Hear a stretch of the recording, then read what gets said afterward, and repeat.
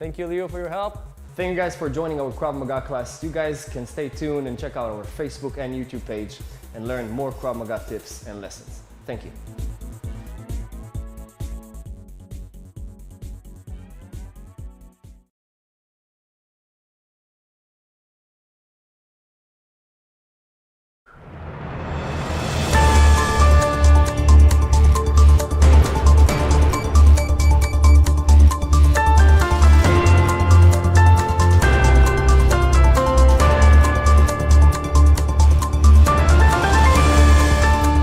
Welcome back to ILTV on the Hour. I'm Alec Pollard, coming to you live from Israel with the biggest stories in the region.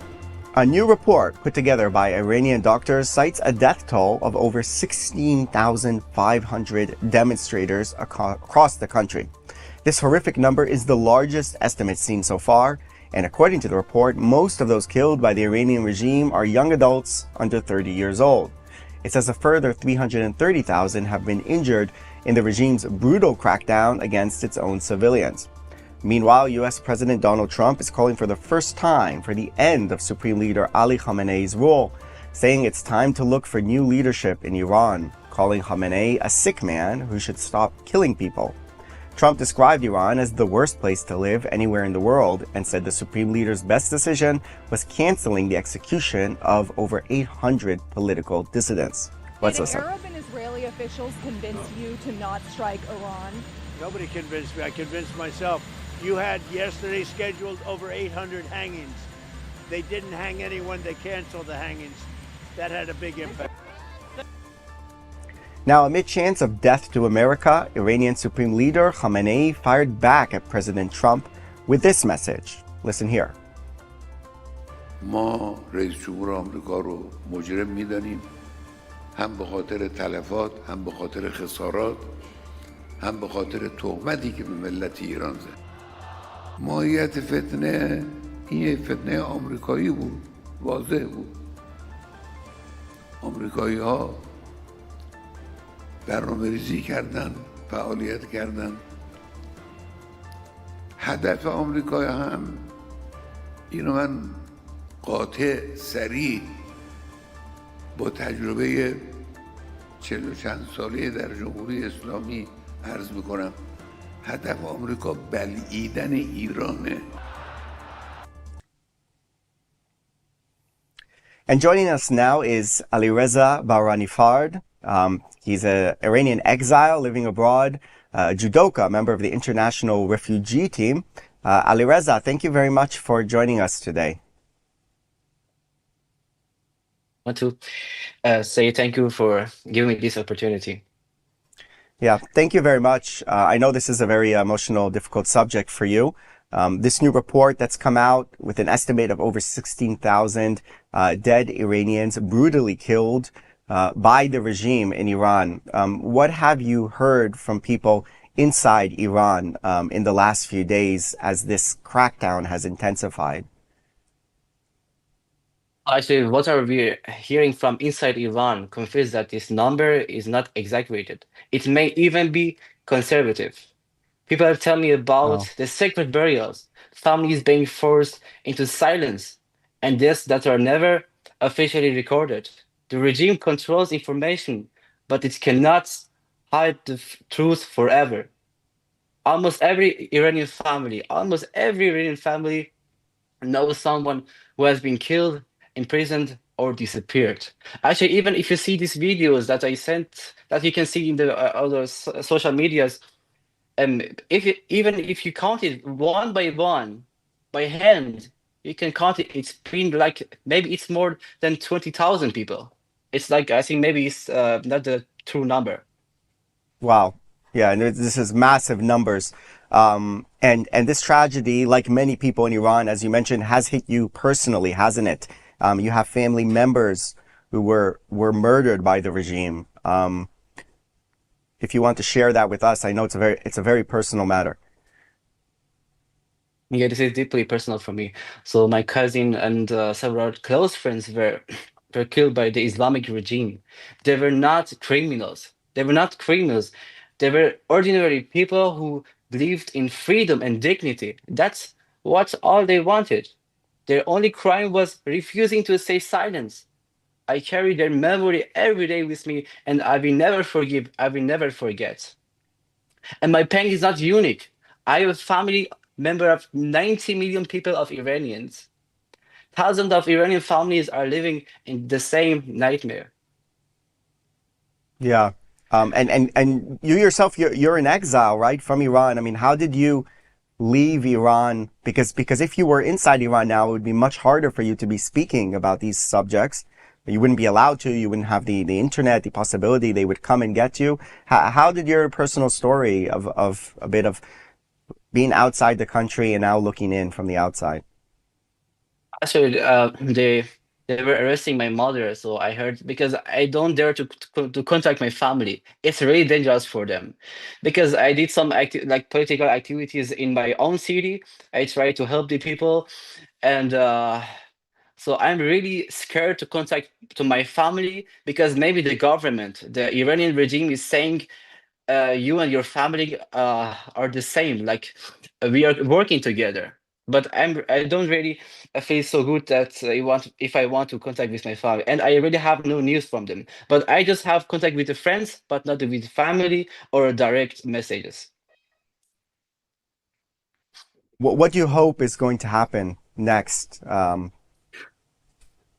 So actually, the Iranians, they showed their own courage. And I really want to, first, I want to ask Mr. Trump and also Mr. Netanyahu. So actually, Bibi, dear Bibi, I have a message for Bibi. Dear Bibi, we all watched your videos. We all heard your messages. You said, you told us, if you go to the streets, we come to help you. You're supporting you. We all heard your messages. And now we are waiting for you. It's the message, it's the time to act. You should do something for us. Maybe the Cyrus the Great, the leader, the king of Persian Empire, when he was saving the Jews, maybe he knew one day the Jews will save his children. It's time to act now, dear Bibi. You should save your country. Seems like we have a connection problem at the moment with Ali Reza. I Oh, should you're try. back I with think us. yes, I'm back. Maybe it's about that. So I try to because it is very important to say it. I want to repeat it. Maybe Cyrus the Great, he already knew when he was helping the Jews, when he was saving the Jews. Maybe he already knew one day the Jews will save his children. Dear Bibi, it's time to act now. We need your help. You should save your country. You should save us. You should save all the world. This terrorist regime is not only for Iran. It's so dangerous for all around the world. This call for action, do you think a lot of Iranians in the country want to see that happen? Because there's a lot of discussion in the media and stuff, and a lot of people in the U.S., for example, who have more power than Israel and more ability to enact this change, that they're very scared of doing something, for example, a military strike, because it might lead to all kinds of consequences. You're here calling to do something. Do you think most Iranians share that sentiment? So I'm like we have a big Iranian community in Germany, so everyone there has a connection with their family. So we are just waiting for a help. So this regime can be changed only by a military. So we cannot do it because they are armed until the teeth. They are here, so they are armed until the teeth, and we are defensive. We don't have any nothing. The people are just going to the streets and they are shooting them so easy. It's so easy to kill the people for them. They have no mercy to their own people, and they choose the militias to kill the people. So like the most of the suppressors, the oppressors, they are not the Iranians. They are the people from Afghanistan. They are the Fatimiyun or Zainabiyun from Afghanistan and the Iraqi Hashtag. They just bringing these people to Iran to have no mercy to their own people. Because many Iranians, I know, they didn't want to do this. They didn't want to do this to their own people. They didn't want to shoot their own people. But this regime, as I'm saying, so I'm really hoping everybody in Iran, they're waiting for a help. They're waiting for the help of US or Israel. But I Right. think the Bibi is the most. So actually, I heard from many people from Iran. They said Bibi can be our Messiah. Yeah, the way Cyrus was a messianic figure in the Bible, he's actually the only non-Jew in the Bible Yes, who has that yes. kind of status for what he did for the Jews after the exile. There's certainly, I can tell you also here in Israel, a lot of people are standing with the people of Iran. But like you said, it's difficult for them because they're there and they're defenseless and they're being killed by the regime. Defenseless people being shot in the streets. We're really hoping to see something positive come out of this. What are your hopes now for the coming days to see what happens? First of all, I was watching some videos from the demonstration in Israel. It was in a city in Holoch, and I saw many Israelis, Yeah. many Israelis who were supporting Iranians. So Iranians and the Israelis are the only known Muslim and known Arab nations in Middle East. We should support each other, actually. So the future of Middle East can be changed. So our future is with Israel. So we can have the war. We can. Why should we always fight each other? So why should we be the enemy of Israel? So the thing it is happening right now is just because of being enemy of Israel. So in this demonstration in Germany, I was holding the flag of Germany. Sorry, it's the flag of Israel in my hand with proud, because we are showing to the all around the world that we want a message. We are sending you a message of peace. We don't want this regime because this regime wants Israel to destroy. But it is not our goal. We don't. We love we love the Jews. We love the Israeli people. Yeah, it's really a regime that's done so much harm to Israel, but first and foremost to the Iranian people themselves. And we heard Reza Pahlavi, for example, in a speech recently where he said that one of the first things that he would do if he ever was able to take power, to become the successor of this regime is to normalize ties with Israel and end all of these proxy groups like Hezbollah and Hamas. I think it's something that everybody is hoping for, both in Iran and Israel, is to be friends again, as we should be. Of course. So we have more than 2,500 years solidarities and friendship. So it should be come back. So the Jews and the Iranians, they belong to each other. They were more than thousands of years friendship. So, but it's only about 47 years that it's like this. Unfortunately, yesterday after our demonstration in Germany for Iran, I saw a Palestinian demonstration who were holding a Khamenei picture. They love him. They love him. They love him. I cannot stand the people who love the regime who is killing my people. The important for them is just Palestine. They don't care about the killing the other people. They don't care about the kills or murder about decency, different things. The only important thing for them is Palestine. So not Iran or not ever, not wherever. I'm really speechless right now. Yeah, I understand. It's definitely a frustrating thing to see, and especially so much suffering happening right now in Iran. But I think that was a very powerful message for a better future, and of course, a better future between Israel and Iran and a free Iran. I think it's something that many people who are watching this right now are praying and hoping to see in the near future. I wish safety to all your family members. Ali Reza Barani Fard, thank you Thank you. so much for coming Thank you. on ILTV and sharing your story. Thank you so much. Thank you. Now, Prime Minister Benjamin Netanyahu held a phone conversation with Russian President Vladimir Putin as regional tensions over Iran continue. According to the Kremlin, the two leaders discussed developments in Iran and the broader Middle East. Putin offered Russia's assistance in mediating and said he favors stepping up political and diplomatic efforts to maintain regional stability and security. This is how the Kremlin described the Netanyahu-Putin phone call. Listen here. Помимо текущих дел внутрироссийских, сегодня первую половину дня президент во многом посвятил ситуации вокруг Ирана. Сегодня уже состоялся телефонный разговор с премьер-министром Израиля Нетаньяху.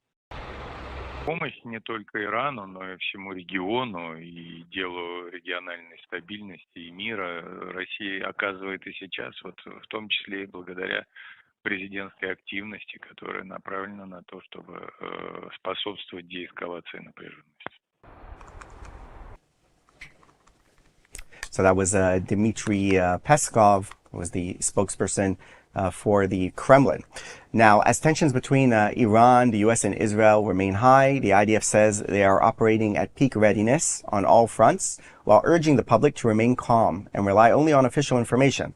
IDF spokesman Brigadier General Efri Deflin says the military has been closely monitoring developments in recent weeks, with the Chief of Staff holding continuous situation assessments with all relevant authorities. The IDF has strengthened capabilities and increased readiness along all borders, preparing for a wide range of scenarios, both defensive and offensive.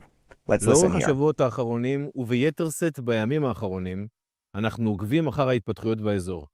בהתאם לכך, הרמטכ"ל מקיים מערכות מצב שוטפות עם כל הגורמים הרלוונטיים. האחריות שלנו בצה"ל היא לנהל את המצב בצורה שקולה, מקצועית ואחראית. אנחנו פועלים במוכנות מלאה למגוון רחב של תרחישים. בשבועות האחרונים חיזקנו יכולות והגברנו את המוכנות בכל הגבולות. כפי שאמר הרמטכ"ל אתמול בביקור במערך ההגנה האווירית, חשוב שכל אזרח בישראל ידע, צה"ל ערוך ומוכן כל העת, ובאופן נרחב, גם בהגנה וגם בהתקפה. אנחנו מבינים היטב את תחושת אי-הוודאות והדריכות שנוצרה בימים האחרונים, שבהם השיח הציבורי והתקשורתי עוסק בהתפתחויות האזוריות. זה טבעי וזה מובן לחלוטין. יחד עם זאת, אני מבקש מכם, הסתמכו אך ורק על הודעות דובר צה"ל והערוצים הרשמיים. גלו אחריות, הימנעו מהפצת שמועות אשר מעוררות דאגה בקרב הציבור. אני שב ומדגיש, אין שינוי בהנחיות פיקוד העורף. Prime Minister Benjamin Netanyahu summoned his war cabinet for an urgent meeting this morning amid growing tensions with the Trump administration over the makeup of the new Board of Peace in Gaza. At the heart of the storm, the board's executive committee, which is expected to include senior representatives from Turkey and Qatar, two countries seen in Jerusalem as some of Israel's sharpest critics during the war in Gaza and open supporters of Hamas. Netanyahu's office says Israel was not consulted on the move, calling it a step that contradicts Israeli policy. The executive board is expected to play a central role in overseeing post-war Gaza, operating under a broader body led by President Trump, a development raising alarm bells in Jerusalem. Israel instructed Foreign Minister Gideon Saar to lodge formal objections with Washington, but a senior U.S. official fired back, saying this is our show, not his show, and making it clear that the plan is moving forward. And to discuss all of this, joining us now is Professor Gerald Steinberg, the founder and president of NGO Monitor. Thank you very much for being with us, Gerald. So, this latest development with the Board of Peace and the Qatar and Turkish influence on the Board of Peace, how influential, how problematic is this for Israel, and can Israel do anything about it? I'd like to start by saying a few words about Iran and what we've just heard. Yep. And to say dramatic is very much of an understatement. It's much more than dramatic. This is real mass killing. It's real slaughter. It's real massacres by a regime which is, by any definition, evil, immoral, extremely violent. And the cooperation that they have received from many countries for decades is something that now we are seeing the results of. There's a great deal of hypocrisy also. I follow the activities and the agendas of groups that claim to promote human rights and humanitarian values, groups which are extremely powerful, like Doctors Without Borders, Medicine Sans Frontières, Human Rights Watch, Amnesty. They've only lately started to wake up. They should have been leading in the gathering international support for, these are not demonstrators, for the Iranian people that we see day to day who are not just risking their lives, they're paying with their lives in mass numbers. This is a complete failure of what's called the human rights institutions around the world. The United Nations, not one special session, not one serious effort to put pressure on the regime in Tehran to stop killing and to leave the stage. And that's what the Iranian people are demanding. That's a huge failure, and it's one that cannot be underestimated. Yes, you asked me about what's going on in Gaza, and I have to say there's a contrast. There is now a three-level, what I call a theater of peace. And I'm not trying to be too sarcastic, but I think that it's something that really has to be seen much more as a political set of statements, as a series of acts to create an impression than substantive. First of all, this is supposed to be phase 2 of the Gaza peace plan. Well, phase 1 said all the hostages and their bodies be returned. And one, Ron Gvili, is not back. So therefore, they're right there. The Trump administration, Steve Witkoff and others are violating the pledge that was made not just to his family, but to the Israeli people. And that's fundamental. Okay, just one person, maybe they can't find his body. That one person is extremely important to every Israeli. The structure that's been established is something very hard to grasp as what they could possibly do. And I'll say very briefly that I've been involved in all sorts of peace plans. I've sat with officials, with ambassadors, with State Department people, with secretaries of state, with European foreign ministers for, I would say, close to 40 years. And I've seen them come and go and be changed. And very few of them were very serious. Very few of them really had the depth that's necessary to deal with the core issues. Fundamentally Palestinian terror and Palestinian rejectionism. So what is this Board of Peace supposed to do? This multi-member Board of Peace, and then there's an executive committee, as you mentioned, where Qatar and Erdogan or Turkey, a representative from Turkey, the foreign minister, are supposed to be involved. And then there's a Palestinian technocratic executive committee, which is supposed to be running Gaza. What does that mean? We now have Israeli troops still holding more than half of Gaza, or about half of Gaza territory. They're still being attacked, and Israel's responding. There are still many, we don't know how many, kilometers of underground tunnels. Those are Hamas fortresses. They all have to be checked and destroyed. Who's going to do that? And what's Hamas going to do if a bunch of foreign forces or Israeli forces go in and look for the tunnels underneath the hospitals, all war crimes, underneath the residences, underneath the schools, underneath the mosques? All of Gaza has to be cleared of those terror tunnels and all the other frameworks that Hamas used when it planned and executed October 7th, so they don't do it again. I don't see how this structure, with all of its different levels and Tony Blair and all these other VIPs and Mark Carney from Canada, what do they have to offer for this? And I have a lot of admiration for what Tony Blair has done. I think he's one of the few worldwide leaders who has some depth and understanding what this conflict is all about. I certainly don't think that, again, the Prime Minister of Canada has shown any depth at all in understanding. He's there as part of the theater. We certainly have to be concerned about having the Turkish government headed by Erdogan, which is in some ways inheriting, if we see the end of the Iranian regime and its hate towards Israel, we have to worry about what Turkey's going to do. Qatar is the main sponsor of the Muslim Brotherhood. They've paid billions to subvert American universities and to run NGOs that have been leading the Eighth Front, which is the demonization of Israeli anti-Semitism. We've seen the results of that around the world. Qatar can't both say we're doing peace and we're promoting these kinds of hate. So this whole thing to me looks like more of a shell that's designed to create a theater, the impression of doing something. But I can understand why Mr. Netanyahu, the Prime Minister of Israel, and other Israeli officials are concerned that maybe it's more than a theater. Maybe it really will end up doing serious damage. Right. So definitely a strong indictment there of this Board of Peace and the people who make up the Board of Peace. But we see that Israel, tried to send a foreign minister to Washington to plead Israel's case and explain all the things that you're explaining here. But the U.S. basically saying, we're moving forward and that's it. That's our decision. That's the advantage and disadvantage of Trump, is he takes strong action and sometimes it favors Israel and it's good, but in this case it doesn't. So what can Israel do in this situation?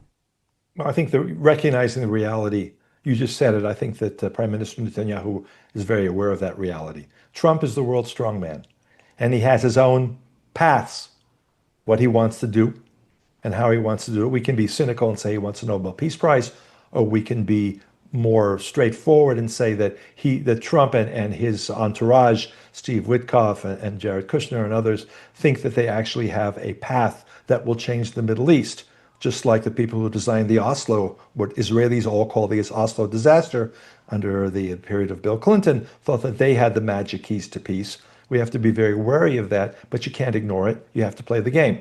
If it's a game or a theater, then you have to be part of it. So it's important to be part of it, to state Israel's case, and to do the best that we can to say, okay, we'll cooperate with this.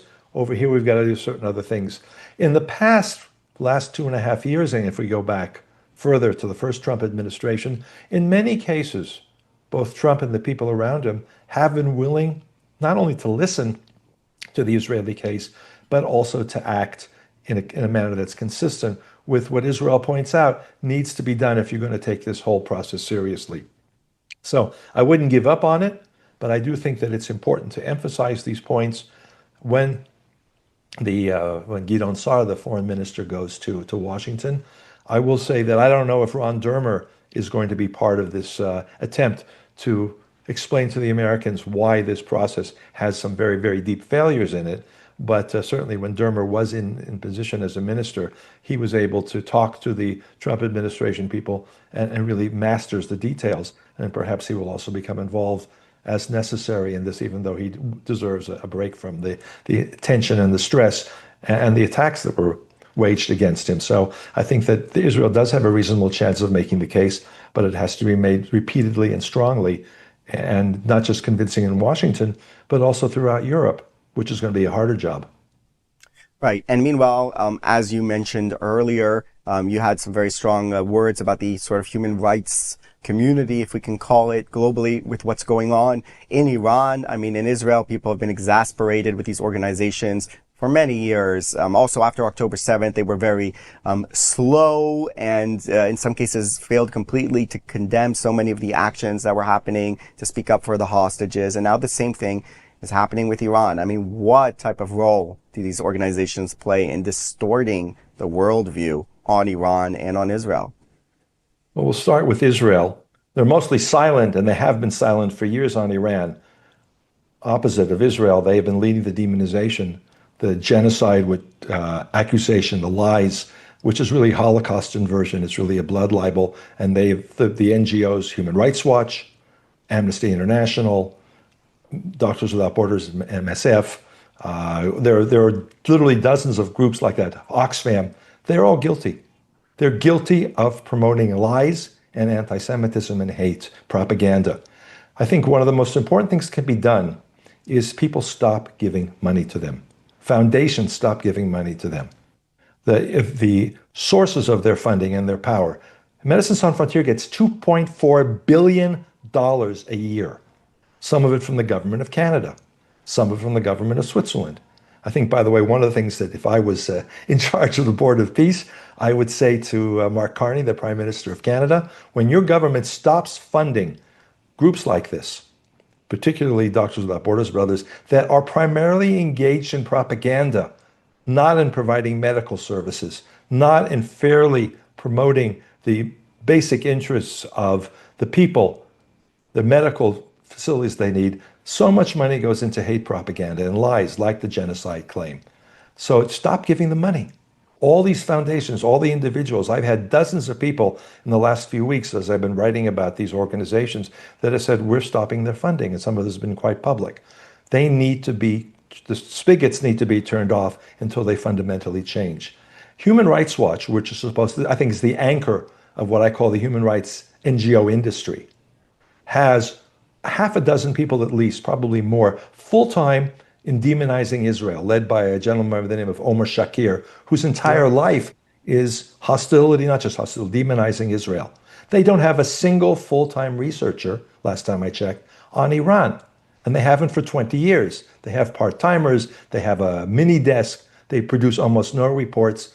The repression, the violence, that's not just the last few weeks, but it's been going on since 1979. Human Rights Watch doesn't care because they're fundamentally anti-Western, anti-Israeli, anti-American, and they are a propaganda group, and yet they're considered to be highly respected. So all those things need to be addressed. Right. Amnesty International is another one. Definitely, and also very difficult to even get information out of Iran because of the dictatorial dictatorial regime. They are not allowing the flow of information. But they don't even try. Well, we have to. Yeah, I know we have to finish there. Sorry, Professor Gerald Steinberg. Thank you very much for coming on and sharing that expertise. Thank you. Thank you. And that is all for this edition of ILTV on the Hour. Thank you very much for watching, and we will see you next time. Bye bye.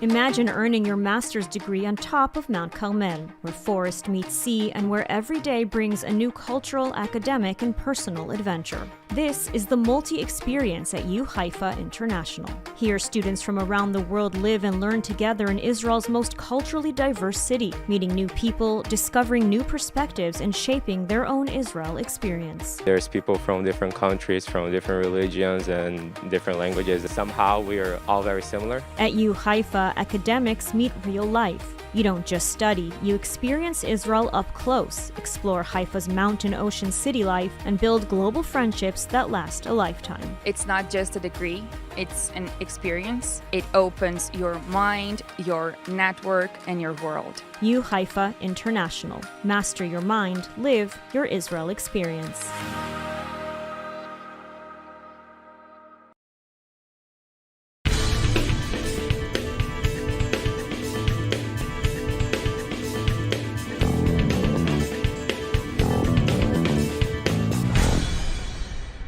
Hey everyone, we know how hard it can be to keep up with the latest news in Israel. So if you haven't had the time to stay on top of what's what in the Holy Land, we're here for you.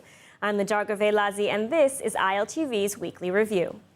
Iran is descending deeper into crisis as the regime continues a brutal crackdown on mass protests calling for its removal. Activists warn the death toll is rising by the hour, with hundreds killed, more than 10,000 detained, and no sign the Islamic Republic is backing down. As the streets of Iran burn, the United States and Israel are holding high-level security talks, and President Donald Trump is weighing possible responses. ILTV's Steve Leibovitz has the latest. The protests in Iran are now in their 16th day. U.S.-based human rights groups say more than 10,600 people have been detained across the country, with at least 500 protesters killed since December 28th.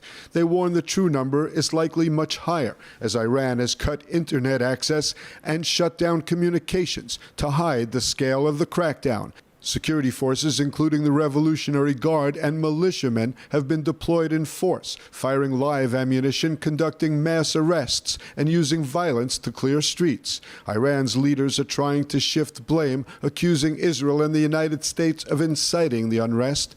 President Masoud Pezeshkian claimed foreign powers were sowing chaos, warning that demonstrators would not be allowed to disrupt society. Iran's parliament speaker issued an explicit threat, saying Israel and U.S. military bases would be legitimate targets if Iran is attacked. Lawmakers chanted "Death to America" on the floor of the parliament. As Iran threatens, Washington is calculating its next move. President Trump continues his threats against the regime and was asked about his view of the protesters. I don't think they're trying to play. I think they just want peace. They want to have freedom. The protesters are after freedom. Iran has not allowed freedom for a long time. And the protesters, I don't think they're trying to appease me. They're trying to get somebody to help them. They're under siege. And now it looks like they're being shot, which is a very bad thing. Trump is expected to be briefed this week on possible responses, including military strikes, cyber operations, additional sanctions, and stepped-up support for anti-regime messaging. And joining us now with more on the protests in Iran and a possible U.S. and Israeli intervention is Nati Tubian, an expert on Iran. Nati, thank you so much for joining us. Hi, thank you for having me. So we're hearing very troubling reports, seeing shocking video of hundreds, if not thousands of bodies lining the streets of Iran as the regime is opening live fire on the protesters and employing other measures as well against the Iranian people, taking out the internet. What is the situation in Iran right now, and are the protests showing any signs of dying down? Just to put things in the correct order, the figure that you mentioned is probably much higher. I talked to an Iranian journalist, and he says that he fears that the number has already exceeds more than 10,000 killed by the regime. Wow. And I tend to believe him because in the riot, in the unrest, I think 7 years ago, due to the the price of the petrol, the gas that was tripled overnight, respectable news agencies reported that some 200, 300, or 500 Iranians were killed. But now, according to the recent data that we have received, the figure is around 5,000 kills 7 years ago. So probably the figures are much higher.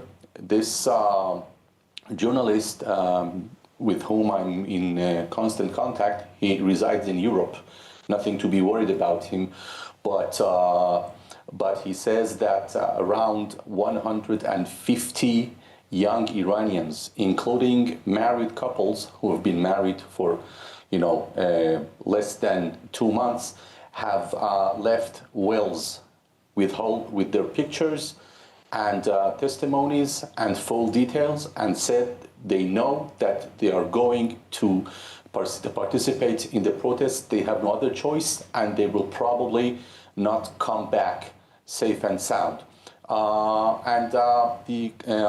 The married couple says that they didn't have the chance to go to the honeymoon, and this is going to be probably their honeymoon for Iran. So really tragic stories that we're hearing from the Iranian people, and of course the figures that we have are not official, and estimates, as you said, the numbers are clearly much higher. Now the Islamic regime, they're not backing down. They're still, opening live fire despite threats from the United States. Are the Ayatollahs still firmly in control of the country right now, or is there a real threat that they could fall in the coming days, weeks, or possibly months? The picture is not clear, but seeing the response, I can deduce that this is clearly because of lack of sufficient soldiers for the regime to crack down the demonstrations. Iran has already lost its major proxy, Hezbollah. We know that in the recent protests, Nasrallah had sent thousands of Hezbollah members to crack down and to suppress the uprisings. They don't have Hezbollah. The popular mobilization of Iraq are also unable, although we have reports that some hundreds of these people who are, Iranian proxies have been supporting in cracking down the protests in southern parts of Iran. But it is clear that the Iranian regime is in distress. And add to that, U.S. President Trump has threatened to intervene. We heard his comments earlier. Reports indicate it's not a question of when, it's a question of, not a question of if, a question of when. So what would the U.S. need to do to ensure that these protests do succeed? And, would essentially taking out the Ayatollah himself, would that bring down the regime? Well, I have no clear indication what the U.S. is going to do regarding, assisting the Iranian people. As you have already mentioned, there are many possibilities. Direct strike on Basij, the military branch of the IRGC. even cyber attacks or other things. I don't know. But no, I guess the question is what would best help the Iranian people? So how could the U.S. intervene to best help the Iranian people? Weaken the regime, weaken the suppressing ability of the regime. I don't know how exactly are they going to do it, and if that is not enough, I only remember what the Israeli Prime Minister Benjamin Netanyahu said a few days ago. He encouraged the people to take to streets, and he said that Israel is behind them. How exactly is Israel behind Iranian protesters in these days? I don't know. So it is the picture is mostly vague and uncertain. Certainly a vague picture, tragic what's going on in Iran, but Israel and the United States, of course, behind the Iranian people. Nati Tubian, thank you so much for joining us today and for providing your unique insights. Thank you. All the best. As President Trump moves forward with his plan to establish the International Board of Peace in Gaza to oversee a technocratic Palestinian government, Prime Minister Netanyahu met with the leading candidate to head the new international organization, the UN's former special coordinator for the Middle East peace process, Nikolai Mladenov. In the meeting, Netanyahu stressed to the Bulgarian, who has extensive experience working in Gaza in his previous position, that Hamas must be disarmed and Gaza demilitarized in accordance with Trump's 20-point peace plan. But is this possible? To discuss the challenges and opportunities, I'm now joined by ILTV correspondent Alec Pollard. Thank you so much for joining us, Alec. Explain to us, Alec, a bit about the Board of Peace and what it seeks to accomplish. Right. So this is Trump's initiative that was also grounded in a UN resolution that there's going to be between 10 to 15 important international figures, including from Arab states, sitting on this Board of Peace, of which Trump will be the chairman. And now we're hearing after this Mladenov meeting with Netanyahu, that Netanyahu announced that Mladenov is going to be the sort of director of this Board of Peace, even though the Americans haven't confirmed it yet.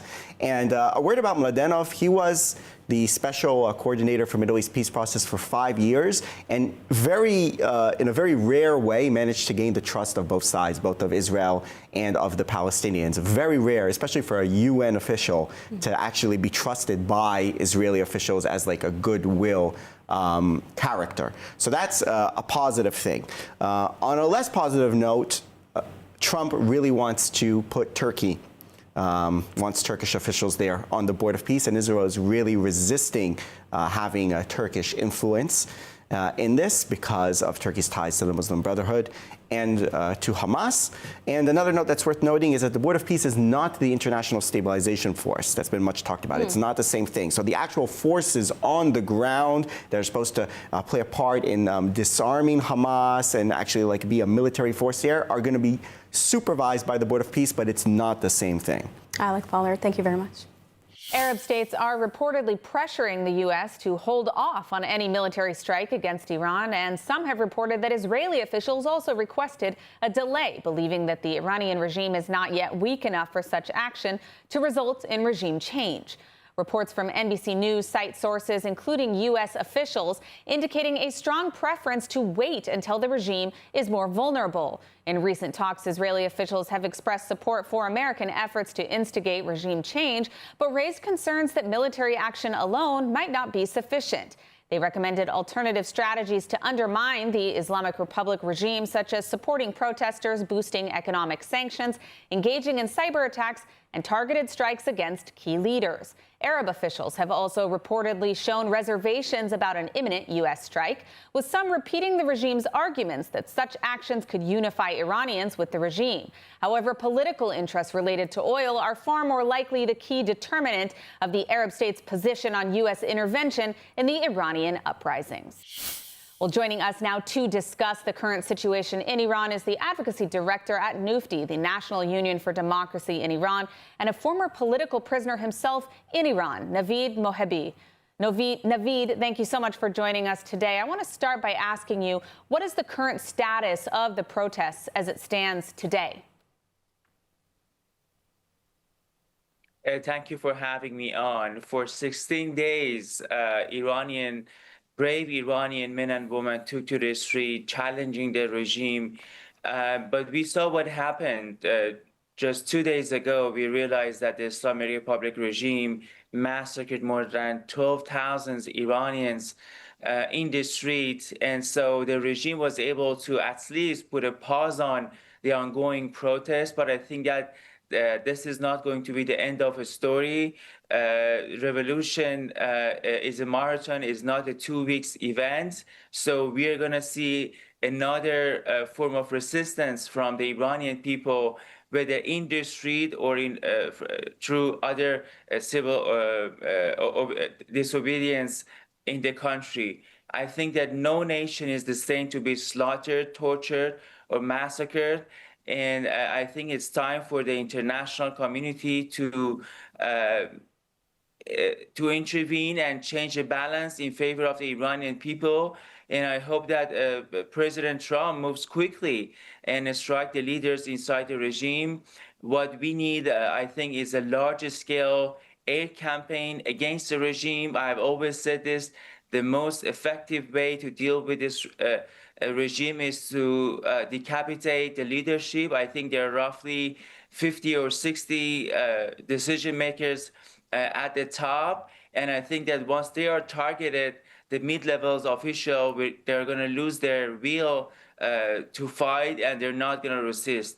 I think at this moment, Israel, after all the promises that they have made, I think they also must come to the aid of Iranian people.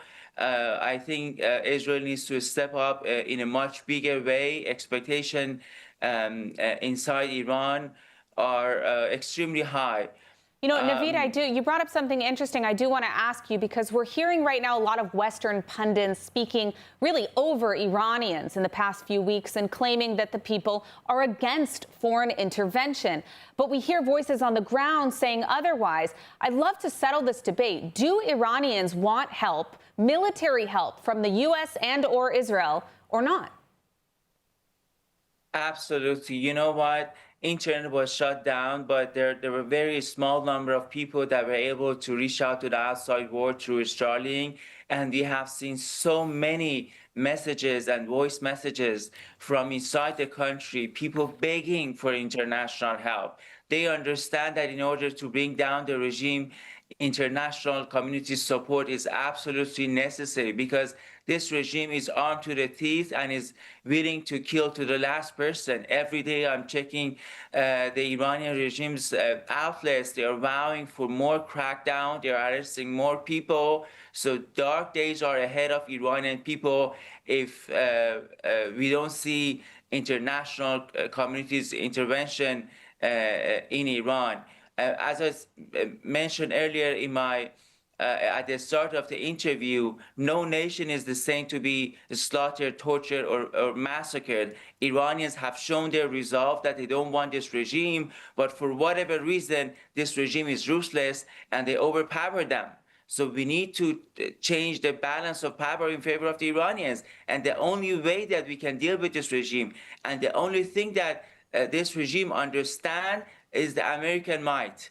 We all remember during the first round of Iran-Israel war, we have seen so many dead bodies of regime officials piled up. And so the regime understands that when they understand that Israel or United States, they're not defenseless Iranian people that can be easily slaughtered. So the situation is going to be much different. So absolutely, you will see Iranian regime apologies outside the country opposing foreign intervention. You know what? I think this is the moment. It's a moral test for the international community. I think for generations to come, they're going to ask them, what have you done when Iranian people were being massacred? What have you done when Iranian people asked your help? Let's not forget, I remember watching interviews of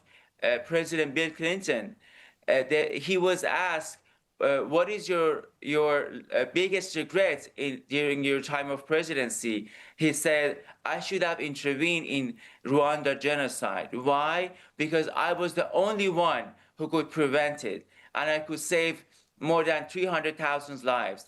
So the international community's intervention is absolutely necessary. I think we should ignore some of these so-called pundits, in Washington, D.C., who are regime apologists, and listen to the voice of Iranian people inside the country. All right, we have to leave it at that. But I want to thank you, Naveed Mohabbi, for joining us today. Thank you for having me on. And as the regime intensifies its crackdown on protesters in Iran, Iranians around the world are taking to the streets, demanding change and urging the international community to act. From London to Paris, Washington to Germany, demonstrations are growing louder by the day. Here's a look at how the Iranian diaspora is making its voice heard. India Naftali reports. Yes, Lidar, we are seeing protesters gathered outside the Iranian embassy in London, voicing support for demonstrators back home as Iran enters another week of deadly unrest. Chanting anti-government slogans and waving flags, members of the Iranian diaspora called on the international community to act, saying communications with their families inside Iran have been cut and the situation on the ground is rapidly deteriorating. Iranian people are hostage by a terrorist government for over 75 hours now, and we are disconnected from our loved families and from our sisters and brothers inside Iran, which we know that at the moment they are getting massacred and killed by these terrorists, by machine guns. And we want the world to hear our voice and help us. Similar scenes are playing out in other parts of the world.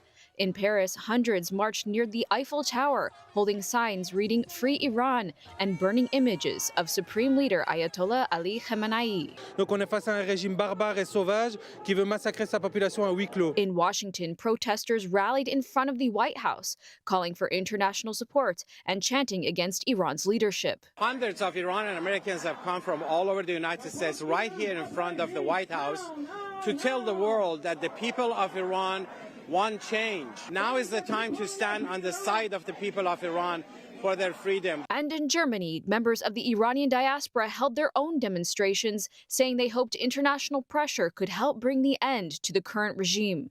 As demonstrations continue into their third week, Tehran has threatened retaliation against U.S. military bases and Israel if foreign powers intervene. President Donald Trump has repeatedly warned that the United States could take action if the regime continues to use deadly force against civilians. For Iranians abroad, from London to Paris, Washington to Germany, the message remains urgent, a call for the world to not look away as protesters at home face a crackdown with no end in sight. Thank you, India, for the report. And what's also interesting to note is the lack of protests from the Free Palestine protesters, those who for the past 2 years have claimed they care so deeply about human rights.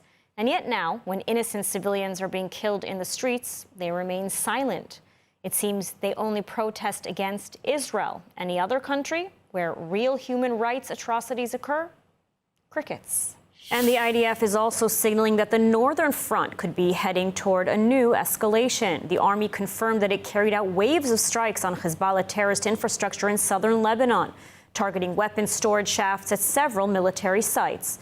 According to the IDF, recent activity by Hezbollah was identified at these locations, activity that the army says clearly violates the ceasefire understandings between Israel and Lebanon.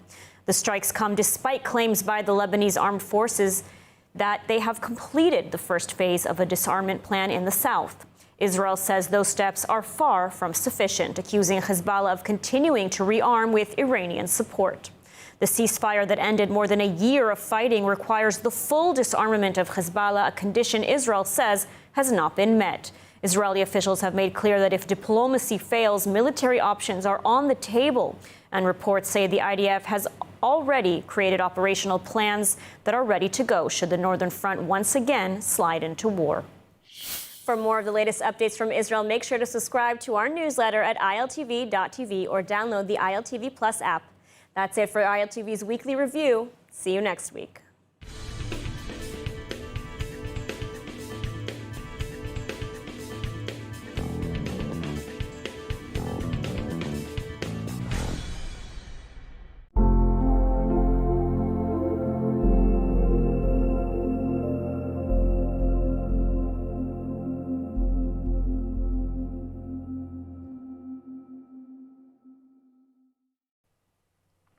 Well, Jewish National Fund USA's Faculty Fellowship Program in Israel recently wrapped up. The program bringing non-Jewish American college and university professors to Israel for an immersive, eye-opening experience.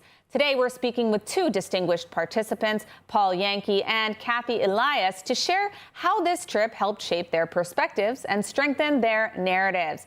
Paul and Kathy, thank you both for joining us today. Thank you. Glad to be here. Now, how have your preconceived notions of Israel been challenged? Paul, let's start with you. Thank you. I have been very excited about being in Israel and experiencing Israel. I came very curious. And the preconceived elements that I might have had was that there was very much a living under pressure, but what I also saw was a stronger resilience and a stronger resolve than I had expected. And with that, great insight, great ability, and also a very caring heart in many different ways. So I didn't come with necessarily super strong preconceptions one way or the other. I had a great respect already for Israel coming from my days working in technology and the intelligence that they bring into that space. And so I was really wanting to understand more how this all works, how these countries that are having such disparate views on things able to coincide together. And Kathy, can you share from your perspective your experience as well? Well, I want to point out that I'm coming this time on the faculty fellowship as an ambassador. So I've been here before, and so this is the second time around. And so I'm looking at very different things. The first time around, a lot of what Paul said, looking at all the innovation, looking at all the really wonderful things that have gone on in terms of research and all in Israel. But this time I've come and I've tried to focus more on the people. And coming from a university that had a lot of problems and a lot of negative actions on campus, I tried to talk to a lot of students also when I was here. And one of the things, I want to bring back that I think is extremely important to our students is just how much many of the students here, of course, are very similar in what they like about government, what they don't like about government, their criticisms, but also their desire to live the same kind of good life and their willingness to really want to engage with students in the United States and be heard. Paul, what will you be taking back with you to campus from what you've learned or experienced here on the program? I'll first off say we've had a very full 12 days of visiting a lot of different universities, a lot of different organizations, businesses, museums. And I will tell you, my mind is still very much processing. I'm looking forward to bringing all this together, letting it gel. But one thing that I have seen is I think there's a great need in my university setting and in my element of the areas of influence I have to consider more the consequences of things. And that's something that I've definitely seen be very paramount in Israel is consequences are real and deep for everything that comes up. And I think there can be this context of not considering always the consequences, how it plays out to all the related constituents to different elements that come up. So that's one piece that I want to bring out. I also want to bring more of a perspective of what's really happening, what's really going on. I think when you're able to experience different cultures, different areas, the best way, without any question, to do it is to actually be there. And JNF affords that possibility for people, particularly for academics in this situation. All right, Kathy Elias and Paul Yankee, thank you so much, both of you, for joining us today and sharing with us your insights and experiences. Thank you very much for having us. Step into the story of Israel's heartland with Blessed by Israel, where every purchase connects you to the land, the people, and the promise. Taste the sweetness of the promised land in their delicious honeys, or wear the story of the land close to your heart with the stunning Special Places of the Land necklace. Behind each product is a family, pioneers living in Judea and Samaria, crafting beauty and goodness from the soil of the Bible. When you buy their creations, you're not only receiving something extraordinary, you're investing in Israel's future, helping small businesses thrive and communities grow strong. Join a movement that celebrates faith, resilience, and hope. Visit blessedbyisrael.com and use ILTV's special code BLESSISRAEL, that's BLESSISRAEL, at checkout for 10% off on your first order. Be part of strengthening Israel, one purchase at a time.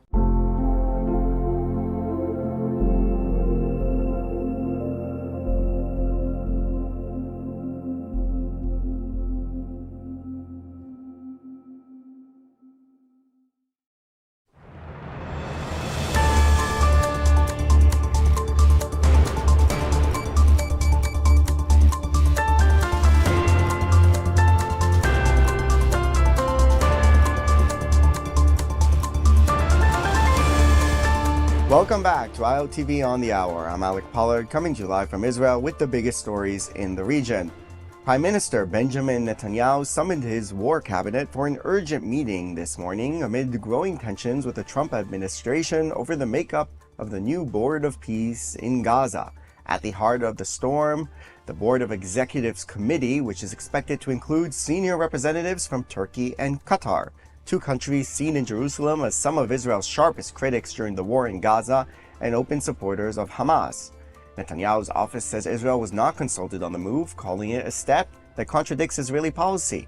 The executive board is expected to play a central role in overseeing post-war Gaza, operating under a broader body led by President Trump, a development raising alarm bells in Jerusalem. Israel has instructed Foreign Minister Gideon Sa'ar to lodge formal objections with Washington, but a senior U.S. official fired back, saying this is our show, not his show, and making it clear that the plan is moving forward. Now, a new report put together by Iranian doctors cites a death toll of over 16,500 demonstrators across the country. This horrific number is the largest estimate seen so far, and according to the report, most of those killed by the Iranian regime are young adults under 30 years old. It says a further 330,000 have been injured in the regime's brutal crackdown against its own civilians. Meanwhile, U.S. President Donald Trump is calling for the first time for the end of Supreme Leader Ali Khamenei's rule, saying it's time to look for new leadership in Iran and calling Khamenei a sick man who should stop killing people.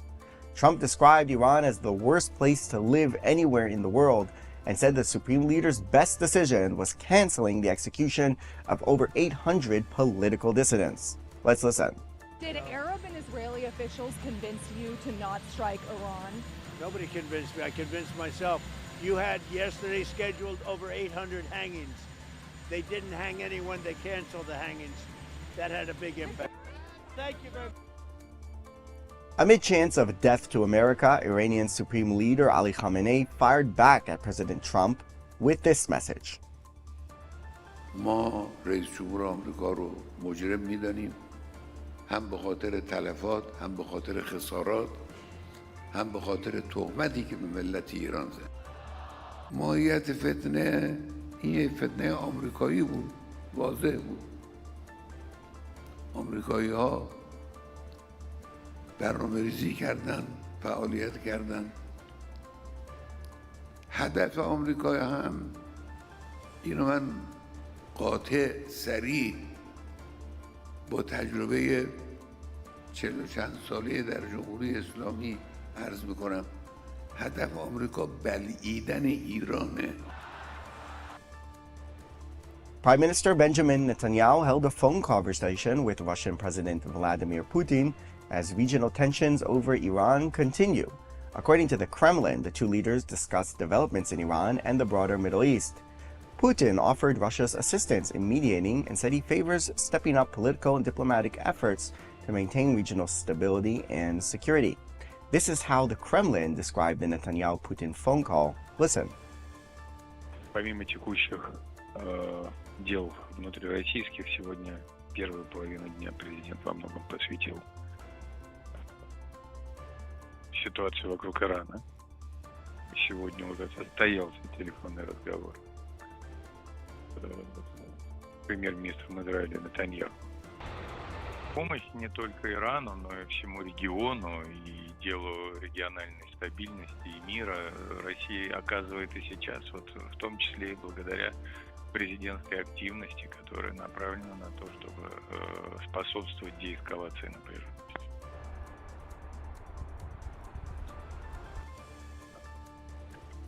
And that is all for this edition of ILTV on the Hour. You can scan the QR code on your screen to download the ILTV app and stay updated throughout the day with all of the biggest developments happening in the region. Thank you very much for watching, and we will see you next time. Bye-bye.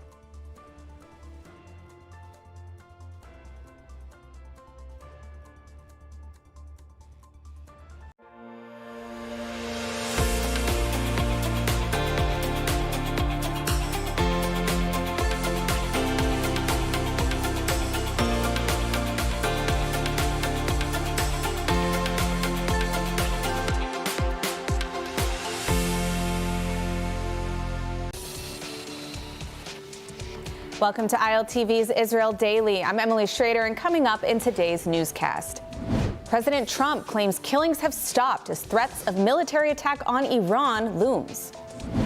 U.S. announces phase 2 of the Gaza ceasefire deal is beginning, focusing on demilitarization of Hamas. Hundreds of Israelis hold rally in support of the Iranian people as regime commits mass killings.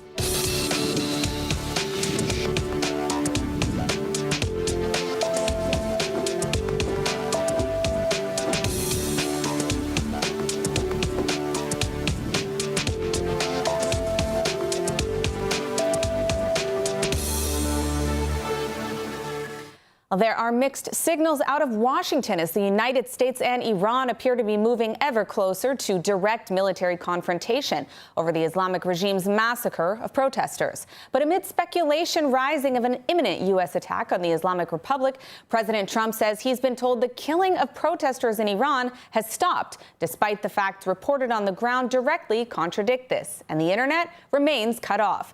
We have more from ILTV's Steve Leibowitz. President Trump said last night that Washington received what he called quite definitive information that Tehran has halted mass killings and will not carry out executions. Just gotten to me some information that the killing has stopped, that the executions have stopped. They're not going to have an execution, which a lot of people were talking about for the last couple of days. Today was going to be the day of execution. The Iranian foreign minister confirmed there would be no hanging. No, I haven't heard about that, and there is no any hanging today or tomorrow or whatever. That's Friday. I can tell you, I'm confident about that. There is no plan for hanging at all. Human rights groups now report more than 2,500 have been killed and over 18,000 arrested in Iran's crackdown, with Israeli intelligence believing the true number is far higher. Earlier in the week, Trump said help was on the way. Now the U.S. president took a wait-and-see approach. We're going to watch and see what the process is, but we were given a very good statement by people that are aware of what's going on. Trump's comments come as assessments mount that the U.S. military is preparing for strikes on Iran in the coming days. According to Reuters, 2 European officials say preparations for U.S. intervention is underway.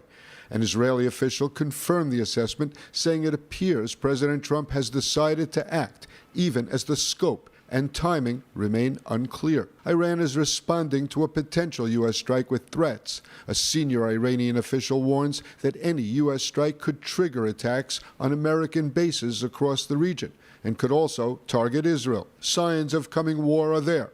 The airspace over Iran is nearly empty. The United States has begun withdrawing some personnel from key bases in the region. At Ul Adid Air Base in Qatar, the largest U.S. base in the Middle East, some personnel were advised to leave. Britain is taking similar precautionary steps. Washington's next steps remain unclear. The Israeli security establishment is watching developments closely, knowing that any shift in Iran's internal crackdown or a U.S. decision on force could rapidly alter the situation in Israel. And here in Israel last night, the crisis in Iran felt anything but distant. Hundreds gathered for a rally in support of Iranians risking their lives for freedom. ILTV's India Naftali was at the scene. I'm here in Israel at a rally in support of the people of Iran, where hundreds of Israelis have gathered tonight to show support for the protesters facing a violent crackdown by the regime. Many tell me they feel a deep connection to what's unfolding just across the region.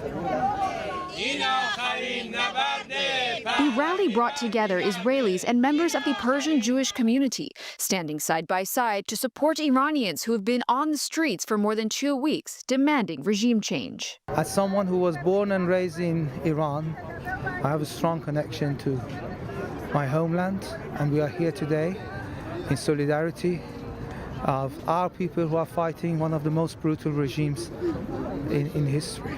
Chants filled the square. Protesters waved Israeli and Iranian flags, held up posters, and called for the end to the violence inside the Islamic Republic. Some carried signs reading, "Don't be scared, we're all together." And "We the Jewish people stand with Iranians. Free Iran." Others set fire to images of Supreme Leader Ali Khamenei, a symbolic act meant to show defiance against a regime that rules through fear. I tell you one thing. When I was a child, used to go to school in Iran, in front of our school door, there was an Israeli flag, and we have to walk over it every day. Every morning, we had to chant, "Death to Israel."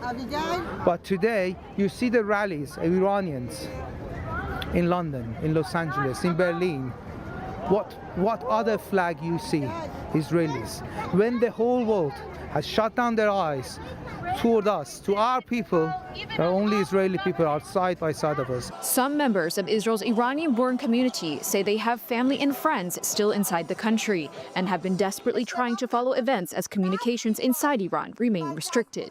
Iran's leadership is now struggling to contain what both Iranian officials and Western governments have described as the most serious domestic unrest since the 1979 Islamic Revolution. The demonstrations began first as protests over soaring prices and economic hardship, but quickly turned into open calls for the fall of the clerical system that has ruled the country for more than 4 decades. I say to the regime, your time is up. For those here, tonight was about making sure the voices of Iranians are not lost amidst the violence and the politics, and that their calls for change continue to be heard beyond Iran's borders.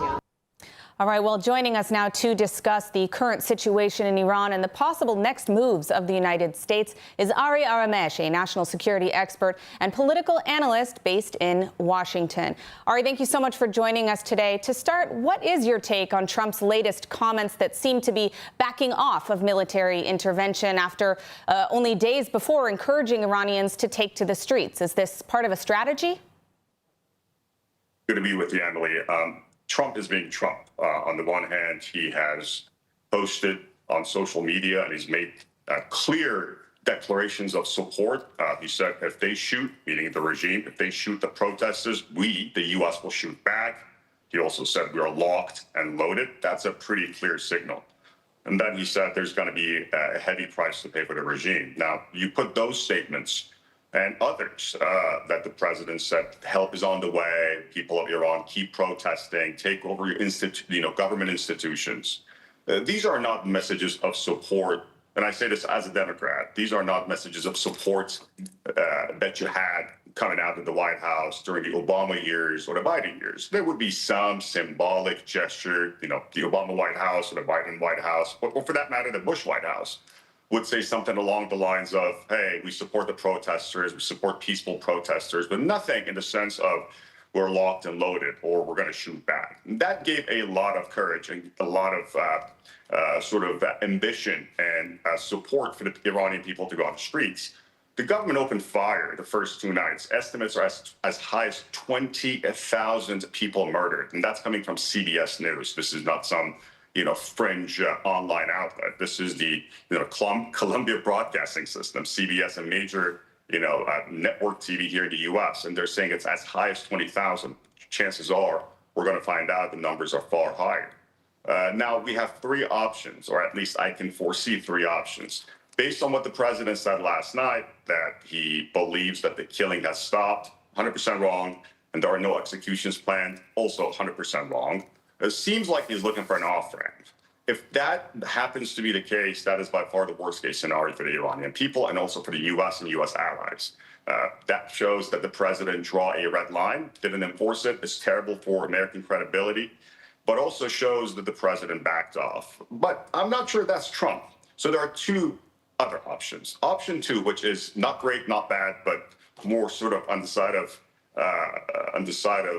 doing something, but not enough. Let's say when President Trump, told Assad to stop to stop the killings, and he didn't. The president hit a couple of air bases in Syria. He did something, but far from enough. If you do that in Iran and the regime survives, what's going to happen is they're just going to take their wrath on the Iranian people, who are not armed, who are peaceful protesters. So the Iranian government is just going to crack down harder and kill everybody with the excuse that they're all American or Israeli agents. But the third option, which I think is the best option, is an organized air campaign that will decapitate and cripple the Iranian regime. Decapitate meaning go after the political and military heads, the political heads with links to the military and the coercive apparatus. That's Khamenei. He's the commander-in-chief. He is the one issuing these kill orders. Do not capture, kill orders. And then you're talking about the IRGC, and for that matter, the top brass of the security system. But also you got to hit their bases. You got to hit command, you got to hit control, you got to hit communications. Hit their command, that would be Khamenei, that would be IRGC command. Hit their control and comms. Disrupt their comms. Make sure they can't organize from village to village, town to town, city to city. Last but not least, remember Kosovo, remember Bosnia. A sustained air campaign can actually lead to results and change outcomes. I'm a firm believer in intervention. I think the radical left and the extreme right are both wrong when they say American intervention is either bad or unnecessary. America has a role to play, but this is not just about America's role. We have a lot of vested interest in making sure Iran goes a different direction. Imagine in Iran that doesn't support Hezbollah or Hamas. Imagine. Well, Ari, that was actually, I wanted to ask you about that explicitly. We have only about a minute and a half left, but I want to ask you, the case has been made, I believe, for why it's in the interest of Iranians to change this regime. But what does the U.S. stand to gain from the fall of the Islamic Republic? Iran is not Syria, is not Iraq, is not Afghanistan. And with I have accepted the criticism of many when I say Iraq and Afghanistan lost a great opportunity. They missed a great opportunity. It would have cost, the Iraqis millions of lives to get rid of Saddam. We did it for them. But anyhow, it didn't go the way we expected it to go. Iran does not have the same dynamics. Iran does not have the same ethnic or sectarian fabric. To add to that, the civil society in Iran and also the structure in Iran would hold. Now, we're not talking about a nation building. We're not talking about U.S. boots on the ground. What I'm talking about is sustained airstrikes that would decapitate and lead to the collapse of the regime. It is doable. And imagine, again, if we want to focus more on the Indo-Pacific, if the future of the world economy and our the new Cold War, for lack of a better word, is with China and in the Pacific, we want to focus less and less on the Mideast. Well, let's resolve the biggest issue in the Mideast. For the past 47 years, it's been one primary issue, the Islamic Republic of Iran. Al-Qaeda, the Taliban, they come and go. These are little minor issues. They attack us, they kill us, but they are not states. These are not fully fledged states with oil reserves that can build, thousands of missiles and support hundreds of thousands of, Hamas and Hezbollah and Houthi and Hashd al-Sha'bi and you name it. All right, well, we do have to leave it there, but I want to thank you so much for joining us today, Ari Aramesh.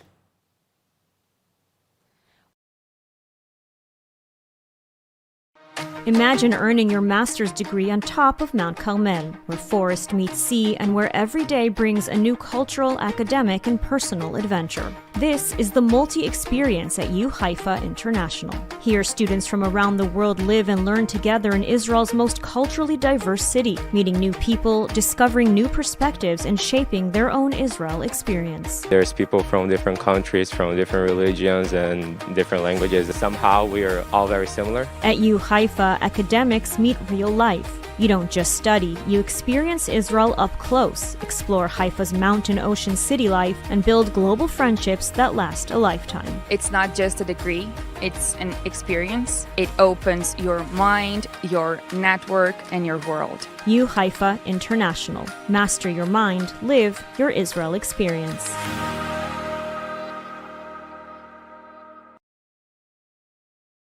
Well, the United States has formally declared the start of phase 2 of its plan to end the war in Gaza. U.S. Special Envoy Steve Witkoff says the next stage will shift from a ceasefire to demilitarization, technocratic governance, and reconstruction, and warns that Hamas will face serious consequences if it fails to meet its commitments. ILTV's Devo Klein reports. U.S. Special Envoy Steve Witkoff announced the launch of Phase 2 of President Donald Trump's 20-point plan to end the war in Gaza, declaring a transition from ceasefire to demilitarization and civil governance. According to Witkoff, the new phase also marks the beginning of full demilitarization and reconstruction, with a primary focus on the disarmament of all unauthorized armed groups. Witkoff said Phase 1 had delivered historic results, including a maintained ceasefire, a massive increase in humanitarian aid, the return of all living hostages, and the remains of all but one of the 28 deceased hostages. Witkoff also thanked mediators in Egypt, Turkey, and Qatar for what he described as their indispensable role in making progress possible. However, the announcement comes amid continuing Israeli reservations. Israel has insisted that Hamas must first disarm and return the body of Ran Gvili, conditions that were not made prerequisites for the formal start of Phase 2. Notably, Witkoff's statement did not include the announcement of the International Board of Peace, which is expected to oversee the process. U.S. officials have struggled to rally broad international support amid skepticism over Hamas's disarmament and Israeli withdrawal. As the United States moves forward with Phase 2 of President Donald Trump's Gaza plan, Israeli security officials are watching closely, warning that governance and reconstruction will only advance if security conditions are met and Hamas is removed from power. ILTV's Steve Leibowitz reports. Phase 2 now officially begins with the formation of a 15-member Palestinian technocratic committee to run civil affairs in Gaza, known as the National Committee for the Administration of Gaza. It's designed to replace Hamas rule and create conditions for demilitarization, stability, and eventual reconstruction. Israeli security sources say the committee members are familiar, most having deep ties to the Palestinian Authority and experience working with Israeli and international groups. Ali Shat, a former PA deputy minister and moderate Fatah figure, will head the body. Key security roles include Sami Nasman, a retired PA security officer who will oversee internal affairs, central to preventing Hamas from operating behind the scenes. The committee will hold its first meeting at the U.S. Embassy facilities in Cairo, but no authority will be exercised in Gaza until structures, staffing, and security coordination mechanisms are in place. Hamas, despite claiming it will step aside, is pushing to keep the administrative bodies it set up after 2007. Israeli security officials say this is a red line. Any continued Hamas presence would undermine Phase 2. Reconstruction will be conditioned on security performance, starting with a pilot project in Rafah under close Israeli oversight. As the unrest in Iran continues and speculation grows that the regime could be dragging Israel into another war, the Jewish state is preparing for a ballistic missile attack, one similar to the previous attacks by the regime. United Hatzalah, a crucial component in Israel's home front, is also preparing, conducting a missile drill just this past Tuesday to prepare for any scenario. ILTV's Devo Klein has more.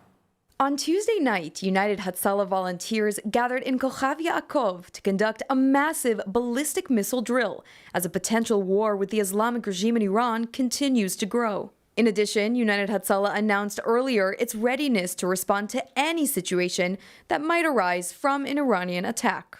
Based on the request of the Ministry of Health of Israel, United Hatzalah are also fully prepared to deal with the situation in Iran. This simulation aims to gear volunteers with necessary tools to face a missile attack from the Islamic Republic. An attack of this proportion had already claimed the lives of 31 Israelis during Operation Rising Lion in June 2025, prompting the Angels in Orange to collaborate with the IDF, Israel Police, and Israel Fire and Rescue Services on a coordinated response simulation drill. Drones and other tactical equipment were utilized, but also a crucial role in Tuesday's drill was the United Hatzalah Psychotrauma Unit, who last deployed to Sydney following the Hanukkah massacre in Bondi Beach and was on hand to respond to the mentally and emotionally distressed, helping to prevent long-term emotional damage and even trauma. The drill also involved a scenario of a coordinated terrorist infiltration, making sure that all bases were covered. By the conclusion of the drill, the simulated casualties had been treated and evacuated,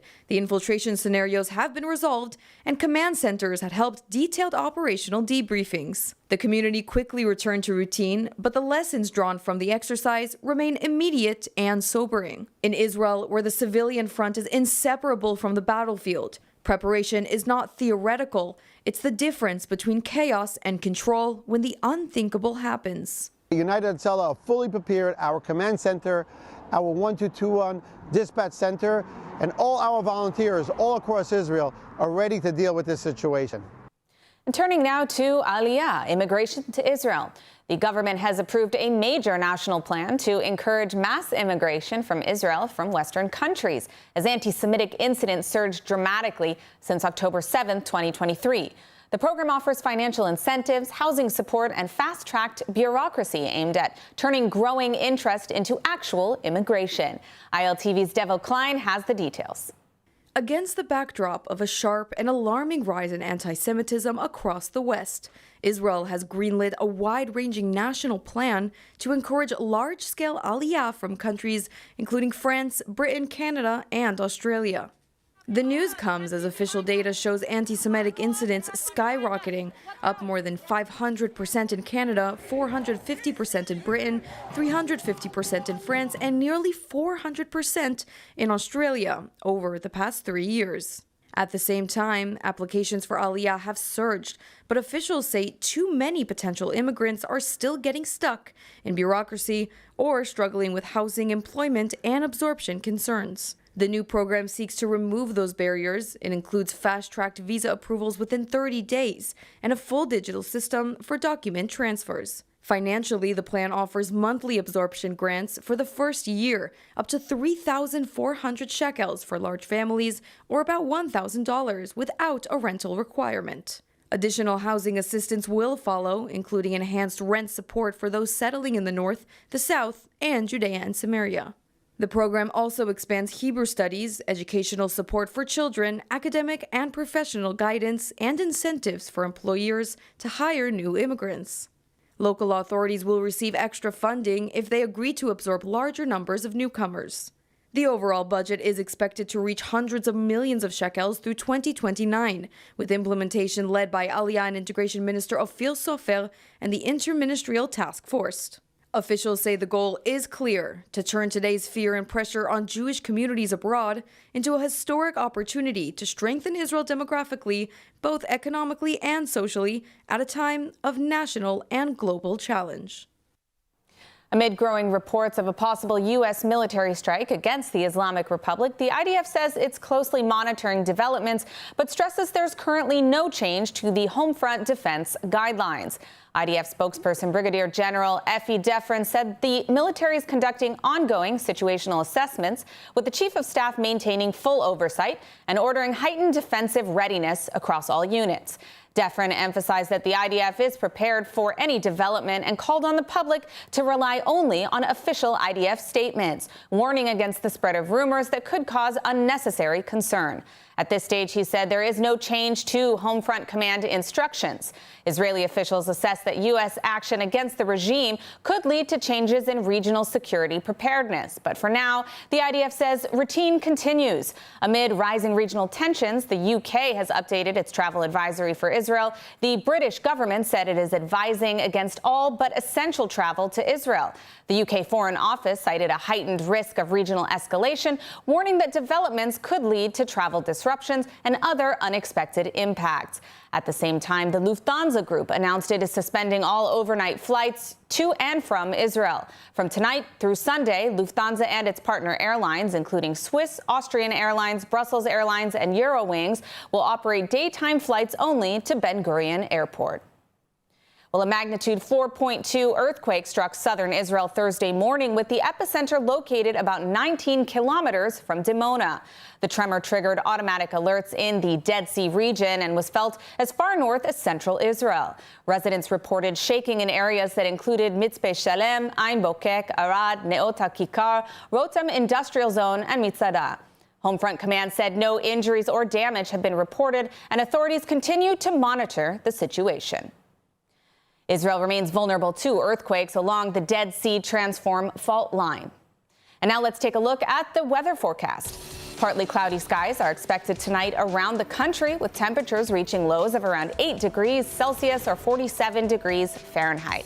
Then tomorrow we should be getting a bit of sun, but still with cold weather, as temperatures should reach highs of just 16 degrees Celsius or 62 degrees Fahrenheit. And that's a wrap for today's news. For the latest updates from Israel on all your devices, be sure to follow our ILTV channels and keep up with us on social media. That's ILTV_Israel on all platforms. Stay informed with the latest news straight from the heart of Israel. I'm Emily Schrader. Be well, and thank you for watching.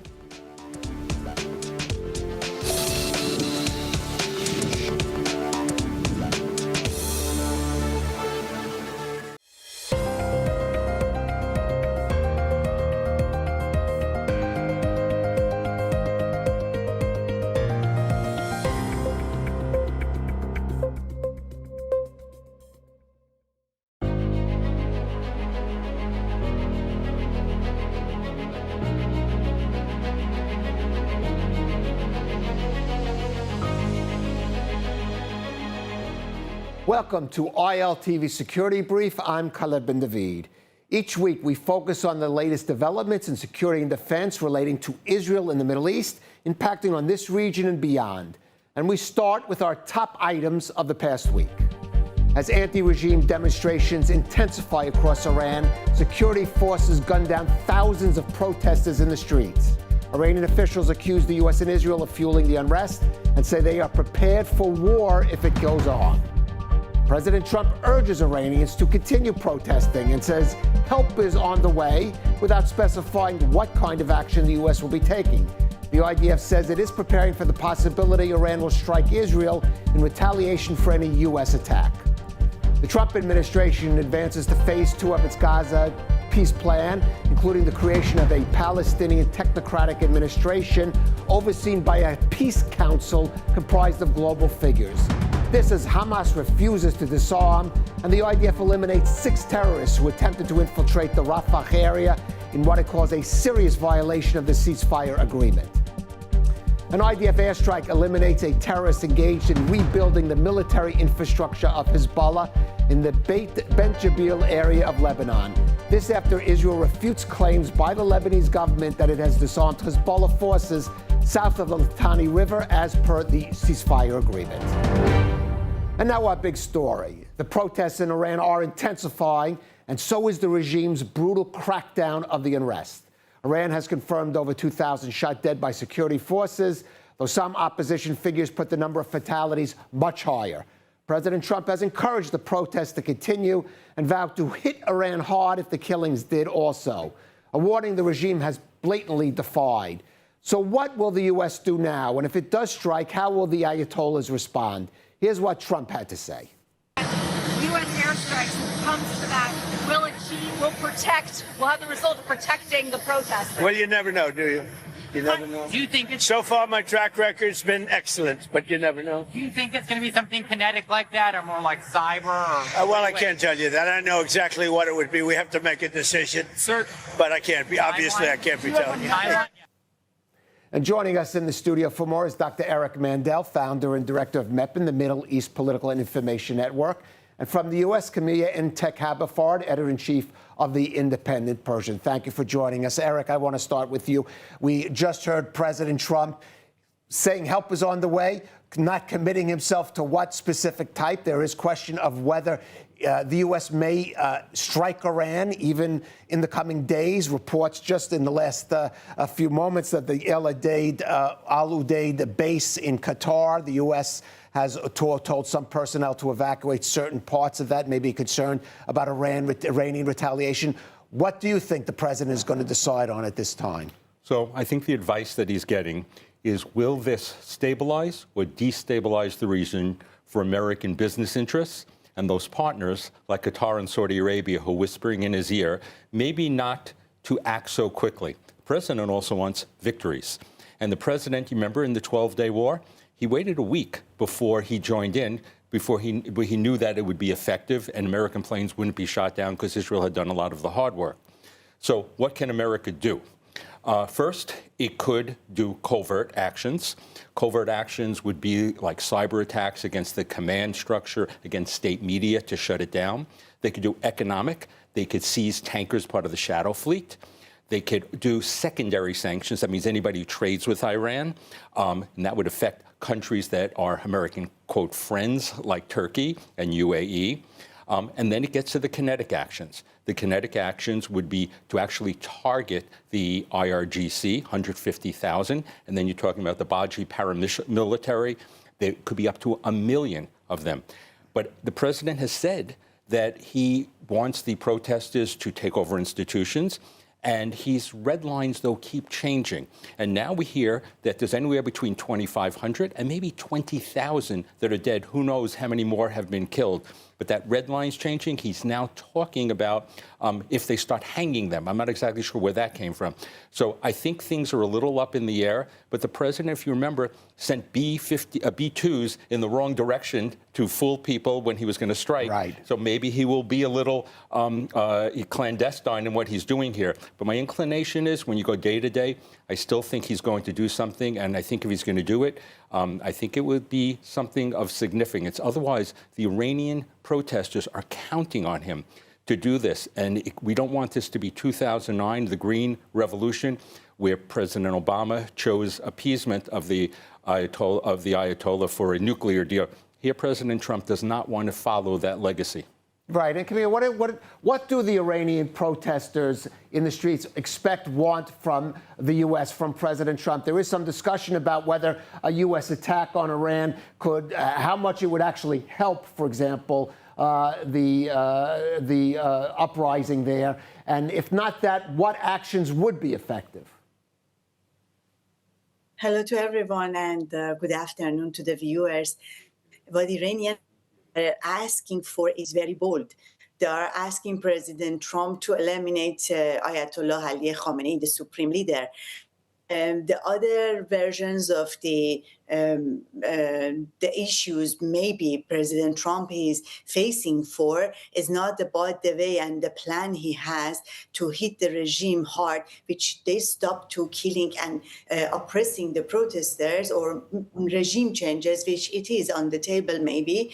It's mainly is Iranian neighbors. We had lots of open messages. So yesterday on Twitter from Qatar to Oman has been asking President Trump to not attack Iran, because the retaliation, it can be hard on their neighboring countries. I don't want to specific name anyone in the Persian Gulf, but all of them perhaps these days are at the front line of the regime retaliation. Thinking of the regional allies of the U.S. in the region, I believe it is the most major consideration and concern for President Trump and his security advisors to has been holding this attack or goal-oriented kind of the attack to Tehran. But unfortunately, as we are speaking now, the head of the judiciary threatening to immediately retaliate and execute and harsh punishment for the demonstrators to be carried on. And as much as this help has been delayed, I have fears for more lives has been taken, or massive execution destruction will happen in the prisons, in the lack of the internet connection and a good communication inside Iran. Still, the real number of these people hasn't been disclosed, but based on the information I have receiving from Iran, and also knowing what type of the retaliation the regime usually taking to shatter the demonstrations, we could say is more than 1,000 people already killed, if we not including those people who are seriously injured or might be in silent of the Western countries to be executed inside of the prison.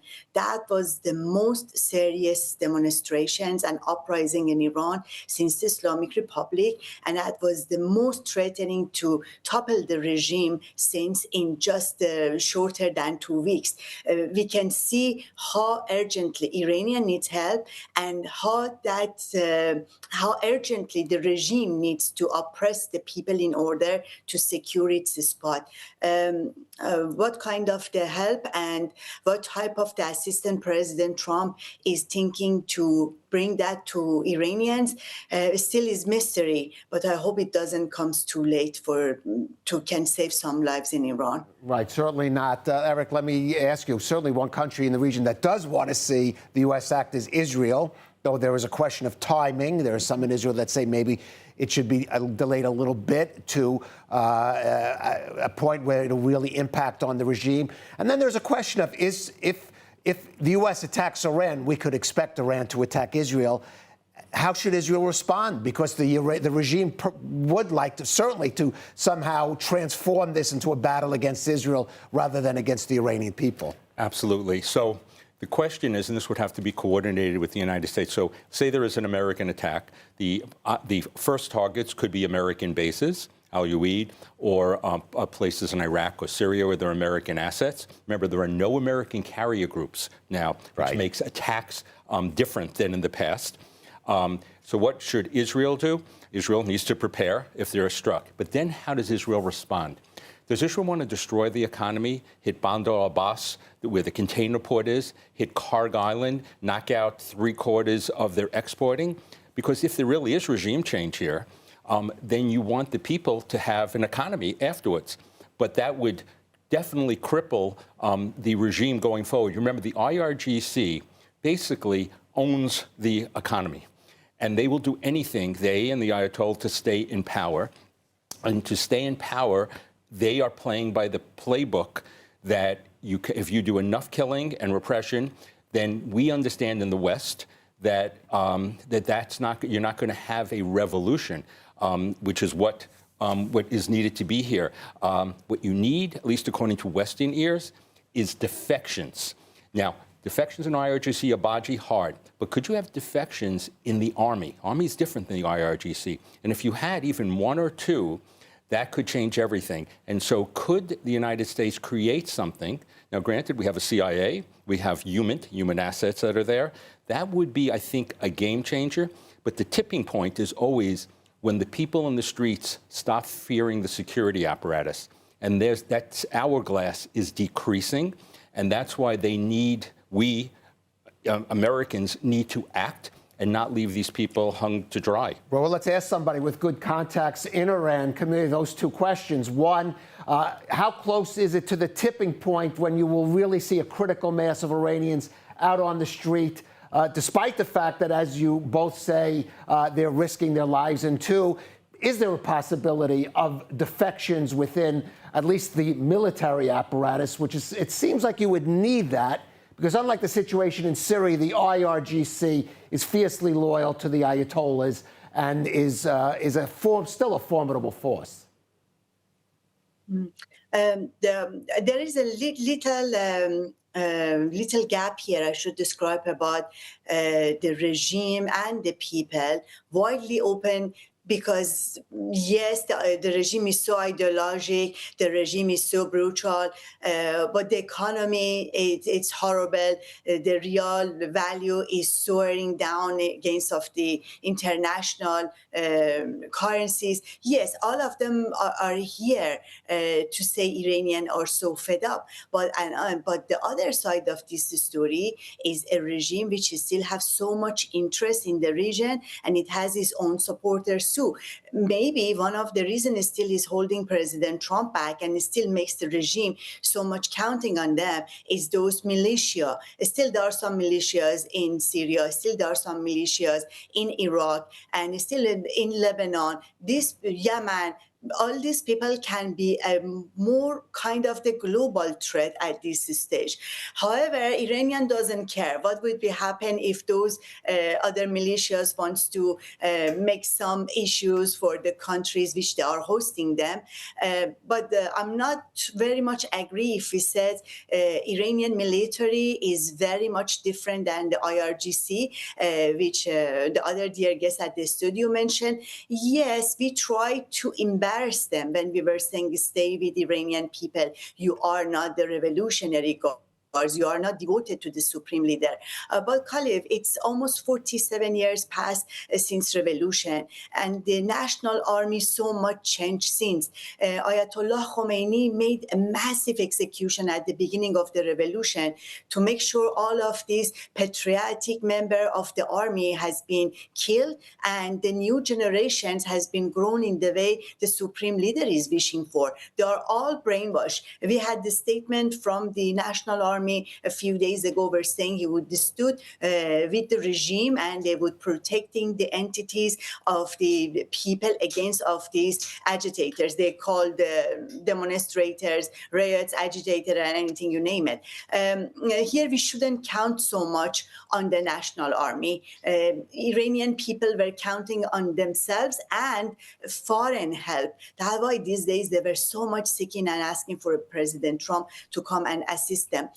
Speaking of striking some capacities of Iranian, making drones maybe on the table, maybe some missiles also, it's another target for President Trump. At this point, if there would be an escalation between Iran and the US, I believe that not too early they would conducting attack on Israel, because now they were speaking about American bases, American entities, American personnel, and none of them are inside Israel, as what I understand.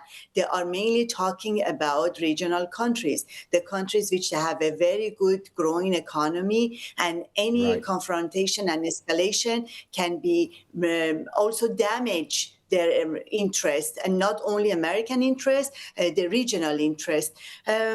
Maybe more specific kind of the target would be more preferred than Iranian quickly can seize the opportunities and with the help of others overthrow the regime. And here we have a fantastic opposition leader, Crown Prince Reza Pahlavi, which he is the most threatening danger and obvious danger to the Islamic Republic. And the one Iranian were so much counting on his leadership. We shouldn't forget his role, which play a very crucial role here at this uprising. All right. Now, Iranian officials are not surprisingly blaming the U.S. and Israel, specifically the Mossad, is fueling the protests, and say while they are ready to negotiate with the U.S., they are ready for war if attacked. Here's one response. ما خواهان جنگ نیستیم، ولی برای جنگ آمادگی کامل داریم. در این حال همونطور که بارها گفتم ما برای مذاکره هم آمادگی داریم. Eric, as we saw with Venezuela, President Trump sometimes likes to strike or use the threat of the strike and then go to talks. Any possibility, even though at this point he's cut off contact with Iranian officials, he may still go to that playbook? Right. I think if he goes to that playbook, and there are definitely people in the administration counseling that, I think that will be an abandonment of the Iranian people. And I think that they will miss a great opportunity, a generational opportunity to change the regime. By the way, I'm very aware that a regime collapse does not necessarily mean a good regime change. The most likely group that would take over is an organized group. And who's organized? The IRGC. Even if it breaks down, they're the most likely. You think of the Arab Spring back in 2011, with liberals were there, and when they tried to overthrow Mubarak, and they did. Who took over? It was a Muslim Brotherhood. They were the most organized. So who is the most organized here? As far as the Crown Prince goes, can he be a transitional figure like King Juan Carlos in Spain, where you had a situation after the authoritarian Franco, you can switch over? And do enough people remember? Right now, the people who live in Iran, the vast majority, weren't even alive when the Shah was there. So there's a nostalgia for what's there, and things very often seem better than they actually were. But he is the only leader. But I've been working with Iranian dissidents through a whole spectrum, and there's a mixture. The external groups are not solidified together, although for the first time it does seem the Crown Prince is the one. But again, President Trump, at least as of this moment, has not invited him in. Supposedly was going to be invited, the Crown Prince was going to be invited into the White House, but to meet with Rubio and the Secretary of War. So they haven't given him the full legitimacy. And again, that's because the administration President Trump, I should say, hasn't decided what to do, and the victory is not guaranteed. Right, and so let me go to Camille on that point, because what's defeated previous uprisings is that lack of an organized opposition centered perhaps on certainly one leadership figure. Is the Shah's son, Reza Pahlavi, is that figure, is that in place now? Or could we just see chaos? Could we see Iran disintegrate if this current regime falls? No, if the regime falls, I cannot see any chaotic situation that happen inside Iran. Yes, there are lots of institutions try to making fears and telling Iranians any uprising or any chaotic situation may turn to a huge violence, and the sects and different groups comes to fight each other in Tehran. And but I guess this event has been made by the regime. This is their narratives to hold the power as long as is possible. Seeing the scene today, how all Iranians under one flag, the flag of Lion and Sun, which for thousands of years were our national flags, were united despite of different opinion or maybe different goals at this uprising. They are all united to just topple the regime. And as Mr. Eric says, I'm one of the remember pre-Islamic time. I was 6 years old, and I have a very clear memory of what had happened during revolution and what Iran were looking like before the revolution. Yes, most of the Iranians were seeking this time, and Pahlavi is the symbol of this great time Iranian were had, and they were not isolated. Iranian were so well respected. Iran had voices among of the international community, and that sort of the thing I can see still. Reza Pahlavi can elaborate for them. We are not imposing anyone on Iranians, but yes. But let me finish this word. But even Reza Pahlavi says after this uprising, Iranian will decide which they like to restore. There is nothing to impose on them, and perhaps that's why President Trump hasn't met him yet. All right. Well, we'll have to leave it at that, Camille, and take have before. But Dr. Eric Mandel, thank you for joining us on Security Brief. Pleasure. And now a final word. It's an old debate. Are Jews as individuals or as a whole safer within the borders of Israel or scattered across the globe in the communities of the Jewish diaspora? Now, there are cases to be made for both sides, but the discussion has assumed a new urgency in recent years. On one hand, the October 7th attack and the multi-front war that erupted in its wake, which claimed the lives of so many Israeli Jews, has fueled concerns that concentrating the Jewish people in one locale, in a geopolitically hostile and unstable region, may not be the best solution for their security.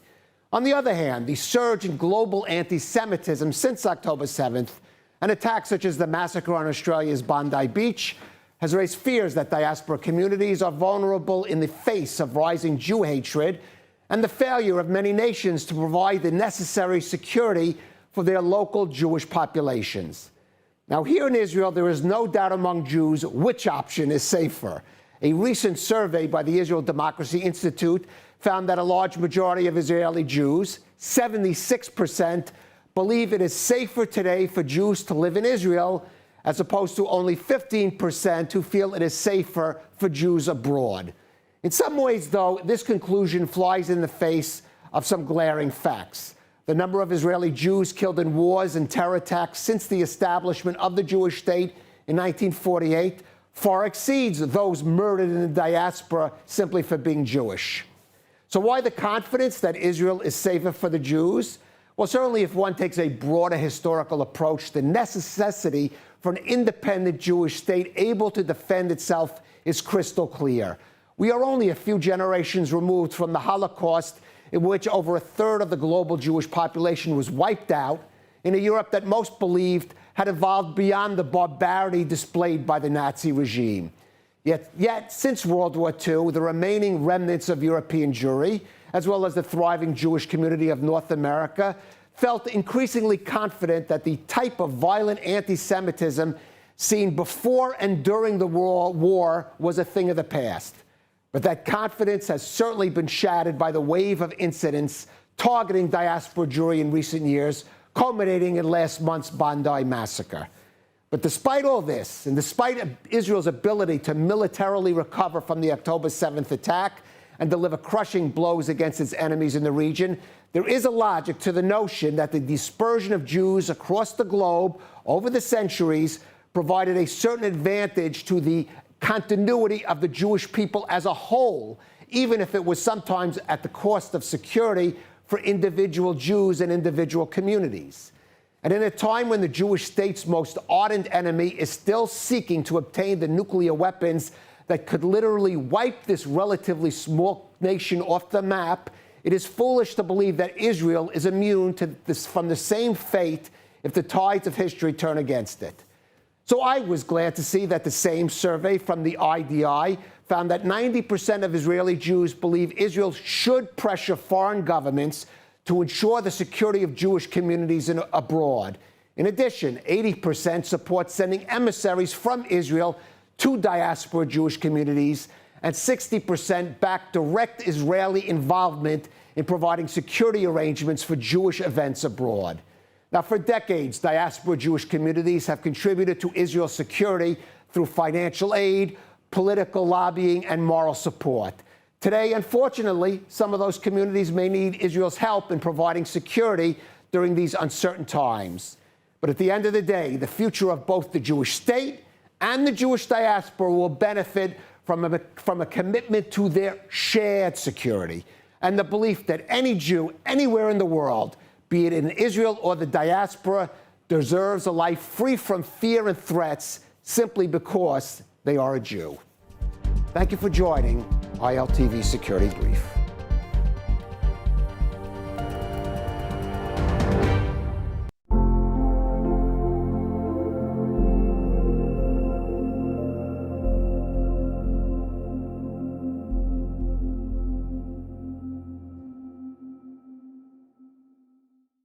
And as Hanukkah shines a light on Jewish sovereignty and resilience, Regavim is warning of a quieter battle unfolding across Israel's heartland.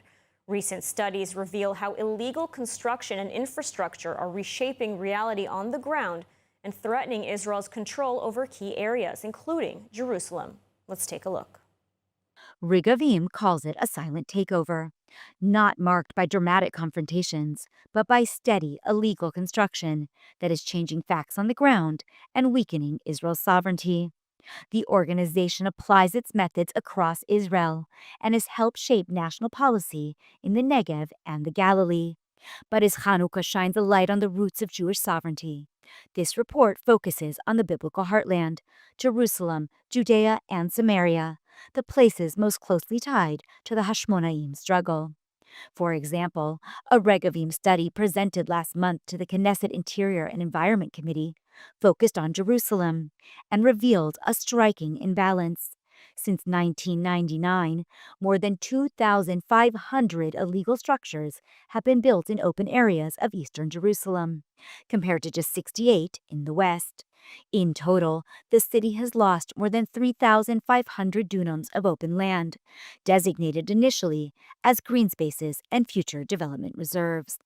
The data is based on GIS mapping, aerial imagery, and extensive fieldwork. According to the study, nearly all illegal construction in open areas occurs in eastern Jerusalem, yet enforcement remains uneven. Moreover, years of neglect have allowed illegal building to spread unchecked, damaging natural landscapes, heritage sites, and creating serious urban blight and security threats. The study also challenges the claim that illegal construction is driven by overcrowding. Regavim found that several neighborhoods with high rates of illicit building has some of the lowest population densities in the world. Regavim says illegal construction is a national challenge and is warned that it is being used as a political tool to alter Israel's character and control over land. The Jerusalem findings fit into a much broader picture. For example, for more than a decade, Regavim has documented a coordinated Palestinian Authority effort to seize control of Area C through illegal construction, agriculture, and infrastructure. Despite the fact that international law recognizes Israel's full jurisdiction in Area C, international actors have spent hundreds of millions of dollars and euros to support this illegal activity. Central to the Palestinian Authority's strategy of quiet annexation is a vast network of unauthorized roads. Regavim's research shows that illegal road construction in Area C has nearly doubled over the past 15 years, enabling further land grabs and posing serious security risks. Regavim says the consequences are clear. Each illegal road and structure erodes Israeli sovereignty and narrows the window for effective action. This Hanukkah, the lesson is the same as it was 2,000 years ago. Sovereignty is not preserved by words alone. It must be defended on the ground, in real time, and before it's lost.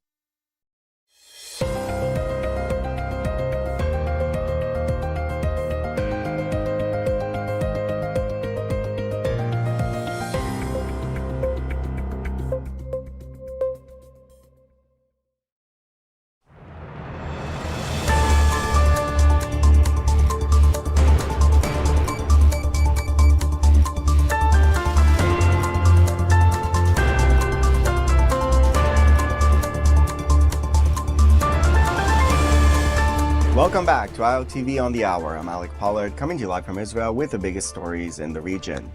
A new report put together by Iranian doctors cites a death toll of over 16,500 demonstrators across the country.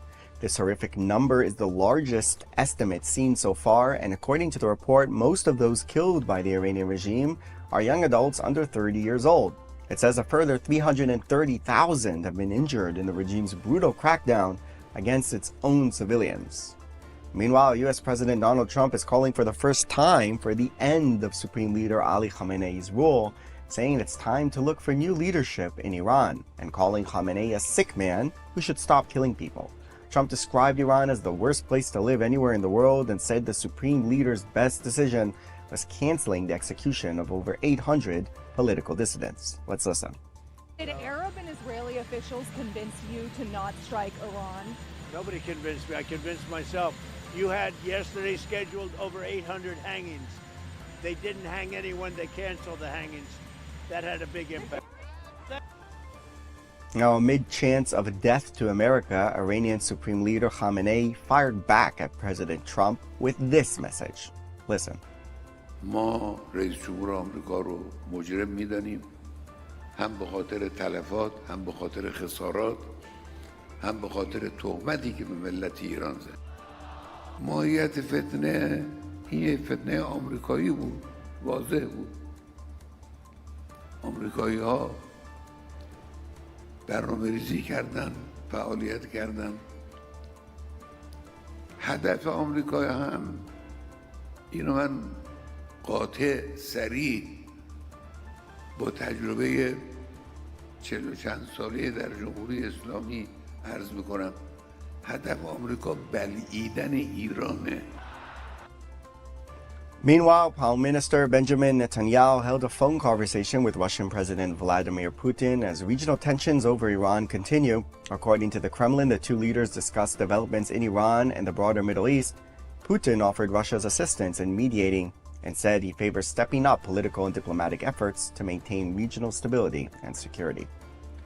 Now, as tensions between Iran, the U.S., and Israel remain high, the IDF says they are operating at peak readiness on all fronts, while urging the public to remain calm and rely only on official information. IDF spokesman Brigadier General F.V. Deferen says the military has been closely monitoring developments in recent weeks and has strengthened capabilities and increased readiness along its borders, preparing for a wide range of scenarios, both offensive and defensive. Let's listen. אנחנו פועלים במוכנות מלאה למגוון רחב של תרחישים. בשבועות האחרונים חיזקנו יכולות והגברנו את המוכנות בכל הגבולות. כפי שאמר הרמטכ"ל אתמול בביקור במערך ההגנה האווירית, חשוב שכל אזרח בישראל ידע, צה"ל ערוך ומוכן כל העת, ובאופן נרחב, גם בהגנה וגם בהתקפה. Prime Minister Benjamin Netanyahu summoned his war cabinet for an urgent meeting this morning amid growing tensions with the Trump administration over the makeup of the new Board of Peace in Gaza. At the heart of the storm, the board's executive committee, which is expected to include senior representatives from Turkey and Qatar, two countries seen in Jerusalem as some of Israel's sharpest critics during the war in Gaza and open supporters of Hamas.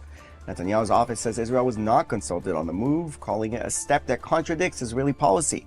The executive board is expected to play a central role in overseeing post-war Gaza, operating under a broader body led by President Trump, a development raising alarm bells in Jerusalem. Israel instructed Foreign Minister Gideon Saar to lodge formal objections with Washington, but a senior U.S. official fired back saying this is our show, not his, and making clear the plan is moving forward. Now, the Syrian army overran large swaths of northern Syria over the weekend, driving Kurdish forces out of areas they held autonomy over for more than a decade, while Washington stood by in support of President Ahmed al-Shara's government. This is part of a broader initiative to incorporate the Kurds into the Syrian state, with or without their consent, as during the operation, President al-Shara issued a decree recognizing Kurdish as a national language and granting official recognition to the Kurdish minority. He urged the Kurdish militants to lay down their arms following their expulsion from two neighborhoods in the city of Aleppo that they had controlled since the beginning of the civil war in 2011.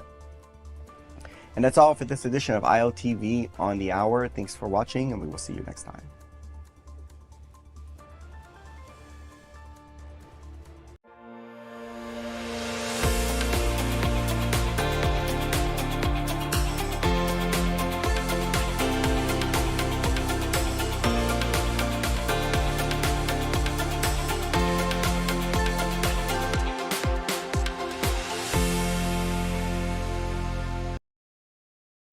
Imagine earning your master's degree on top of Mount Carmel, where forest meets sea and where every day brings a new cultural, academic, and personal adventure. This is the multi-experience at U Haifa International. Here, students from around the world live and learn together in Israel's most culturally diverse city, meeting new people, discovering new perspectives, and shaping their own Israel experience. There's people from different countries, from different religions and different languages. Somehow we are all very similar. At U Haifa, academics meet real life. You don't just study, you experience Israel up close, explore Haifa's mountain ocean city life, and build global friendships that last a lifetime. It's not just a degree, it's an experience. It opens your mind, your network, and your world. U Haifa International. Master your mind, live your Israel experience.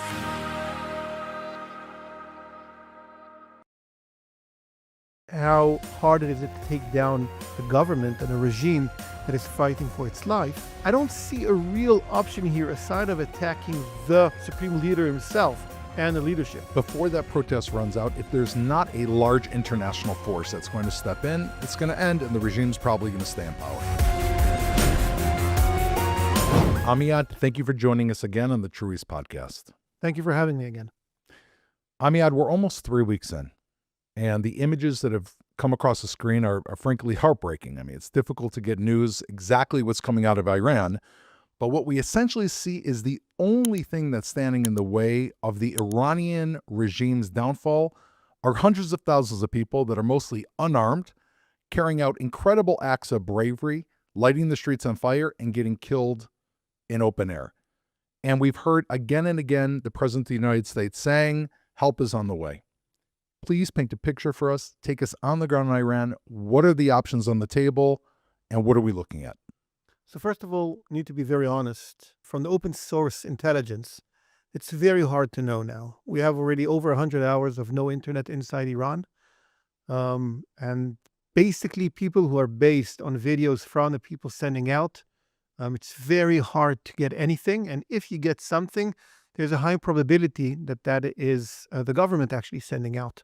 And with, let's say, a campaign to support their agenda and not real facts. So I'm taking everything with a grain of salt here. I need to be very honest about the amount of knowledge that anyone has about what's happening inside Iran. Maybe governments have with their intelligence and people on the ground and satellites and other things. But I think the knowledge and need to be very clear about that is very limited about what really is happening inside Iran. That's the first point. Second, if we want to understand how hard it is to take down a government and a regime that is fighting for its life, you can take, for example, Syria. Since 1976, the majority of 90% of the population of Syria tried to rebel against the Assad regime. The father, Hafez al-Assad, and the son, Bashar al-Assad. It took them 40 years and a 10-year civil war inside Syria to try to topple down a very weak regime. Iran is very different. They have 20% support and not only 10%, but they're a very organized, strong regime. To topple them down is much harder than even in Syria. So I want to be very honest about historic perspective about the ability of the population in Iran. Now, again, from the evidence that we're getting from the open source intelligence, the numbers are not rising to the riots in 2018 and others. It's hundreds of thousands of people, not more than that in the meantime. And it doesn't seem to be a real difference. The number one difference is the difference between Trump and Obama. In the opportunity here that Trump is supporting the people, but if we want to lay out the options that Trump has now to use kinetic force by bombs with B-2s in Iran, it's very limited. Because let's lay out the options that they have. He can attack the nuclear facilities, which is irrelevant already because Israel and America, mostly Israel, did that in June. He can attack the besieged forces, the Revolutionary Guards. But it's tens of thousands of people. It's a lot of, it's a real operation that is very complicated to execute. It's a real, attack on Iran. He can attack the Iranian economy. That is a problem because it destroys the Iranian people. I don't see a real option here aside of attacking the supreme leader himself and the leadership. And then again, it comes to, it's not one leader. There's a real government. There's a real infrastructure and institution that is running the country. On the other side, you can see the population. And if you understand a little bit about the Iranian demography, which I'm no expert in, but I know about the facts a little bit, it's a very diverse population. There's 90% are Shiites, but the ethnic diversity is very, very large. And the support of the opposition, they're broken down to tribes, and they have no unified leadership and no unified organization. So fighting against a very organized regime with a fractured opposition is even harder than others. A couple of weeks ago, I spent time in the Washington-based think tank of the opposition of Iran, and I have a very long conversation with them. And if you drill down to the interest there, everyone talks about the son of the Shah that will lead the country the day after. He's positioning himself. I want to question that too, because no one wants another dictatorship to come back. The tribal structure of Iran, they have different identities. They need a more federation-style country, and the son of the Shah is not even offering that as a solution. So I think the situation is much more complicated there. I think even if the rebels succeed, the protesters will succeed in hurting the regime, maybe even toppling down, which there's no evidence in the meantime for that happening, to build a real Iran, alternative Iran, is unlikely in the short term. If we go back to 1979 and the overthrow of the Shah, one of the major things with the Shah is he thought that he was going to be facing an economic crisis, a liberal progressive crisis. He wasn't sure exactly where it was coming from. What he did not anticipate was that he was actually facing a religious protest, a Shiite religious protest. One of the major keys that overthrew the Shah were the actual funerals. So the peoples that were being killed, all the protesters, and it's very important that our viewers understand, funerals in the Shiite Islamic faith are not private events, they're public events. The people are called martyrs when that happens, and that has been a flashpoint for protests. It's a 40-day long experience, which means if the person is killed, 40 days later, they're still mourning. And that was one of the main things that overthrew the Shah. In fact, what is now the Iranian revolutionary regime, they were actually the ones to immediately declare martyrs against the Shah. And before he knew it, he was facing a religious protest. What we have right now are maybe 2,000, 3,000. I don't know if you have any more information. Some are saying 12,000, 20,000 people have died. And we're having martyrdom protests, which is important to say the regime can't stop, because if they stop Shiite mourning, it looks like they're anti-Islam. Do you think that that could turn into a flashpoint that could spiral the same way it took down the Shah? It could take down this regime over time, or at least buy enough time for when the U.S. might get involved. So again, I doubt that. I think there's several differences between the late 70s and today in Iran. One of them is, first of all, the, let's say, religious obligation of the population. If in the 1970s, 60, 70% participation in mosques on a weekly basis, today it's 10%. They less identify as Shiites, they more identify as Westerners, as the local tribes, but they're not religious people. It reflects also on birth rates in Iran today, that if the late 1970s, early 80s, it was 6 babies per woman, today it's 1.7. So there's a big cultural difference between the 70s and today, the 80s and today. That's one thing. The second thing is the counter argument. The Shah was limited in its ability to use military force against the protesters. And actually the world supported in some ways the protesters. Here, the world supports the protesters on the other side, but the regime is willing to pay the price, the international price, and fight against that and shoot the protesters. So I think you can't compare the two. If the regime will want to stop the funerals, it will do that with no hesitation if it feels it threatens its regime. The big difference between the Shah and the Islamic regime now, that these are fundamentalistic Shiites. They are crazy people. They will fight for their existence. They understand the alternative is dying. Eventually, steam's going to run out of the protesters. They're throwing themselves in front of gunfire. They're dying in the streets. Eventually, steam's going to run out. A protest cannot continue forever. The question is, before that protest runs out, if there's not a large international force that's going to step in, it's going to end and the regime's probably going to stay in power. What is the red line, the point of no return, where if it doesn't happen, this entire thing's over? And what does that mean for Iran's allies in the area? So again, I think it's not going to steam out eventually because there is a crisis in Iran. Tehran doesn't have water. There's crazy air pollution. The currency is collapsing. They're like financially broke. So it's not a binary situation that you can assume Iran is going to collapse and then we will have like Nirvana in Iran today, or it's like the continuation of this regime. There will be some complicated structure with, let's say, towns in the margins of in the periphery of Iran that will start to separate themselves maybe. It will be a much more complicated process. The financial crisis is real. The water crisis is real. The electricity crisis is real. The regime will need to address these challenges the day after the protest, and he has no ability to do that. That means there's a real crisis in Iran, but it's going to be a long transition period between the situation today and until the regime totally collapses with an alternative. I think what we see now is an initiation of unification of the opposition for a long-term, maybe civil war that will happen in Iran. I think more likely like Syria than a 20-day transition period to the new Shah running Iran. I'm sorry to be the pessimistic part here, but the world works in a different way. The fall of Syria, could it have happened without Israel taking out so many of Iran's proxies in the Middle East and the war that started on October 7th? No, it couldn't. They tried for a decade. They had Russia's support. And here, maybe Russia will support them. Maybe China will support them. I believe even China is supporting them. The axis between Russia, China, North Korea, and Iran is a real thing. Iran has been selling ballistic missiles to Russia before the invasion to Ukraine.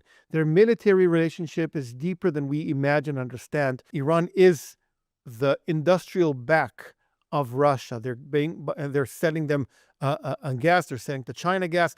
This is a real axis of powers, and they will, in a limited way, help them while they can. So I'm looking at all of that. Without Russia's support, Syria would not sustain for 10 years, but Russia did help them. Now, Israel's attack on the Shiite forces at Hezbollah and weakening Iran offered a real opportunity for the Turkey supported jihadists, Sunni jihadists, to help Syria. So the international affairs, the empires of the world are deeply influential inside Iran.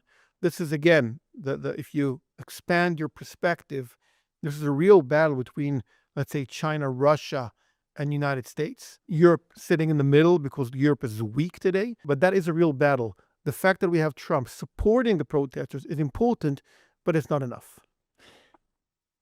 Let's take another step back. China, Russia, North Korea, they're looking at what happens.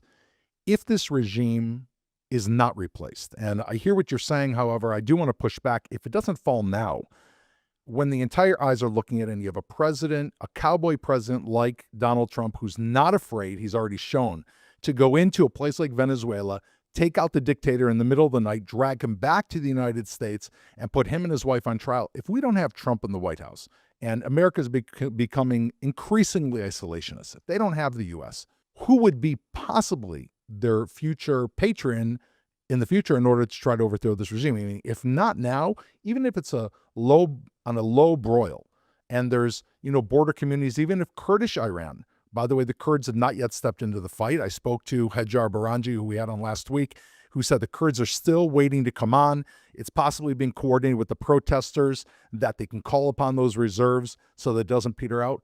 But if it doesn't, if there's no one like Trump that comes to the aid, what would kick off or settle this in the future? First of all, it doesn't have to be settled in the future. There's no obligation for any regime change in Iran. It might not happen ever.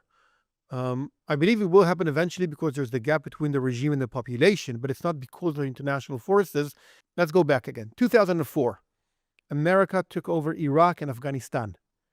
If you know the map, Afghanistan is to east of Iran and Iraq is to west for Iran.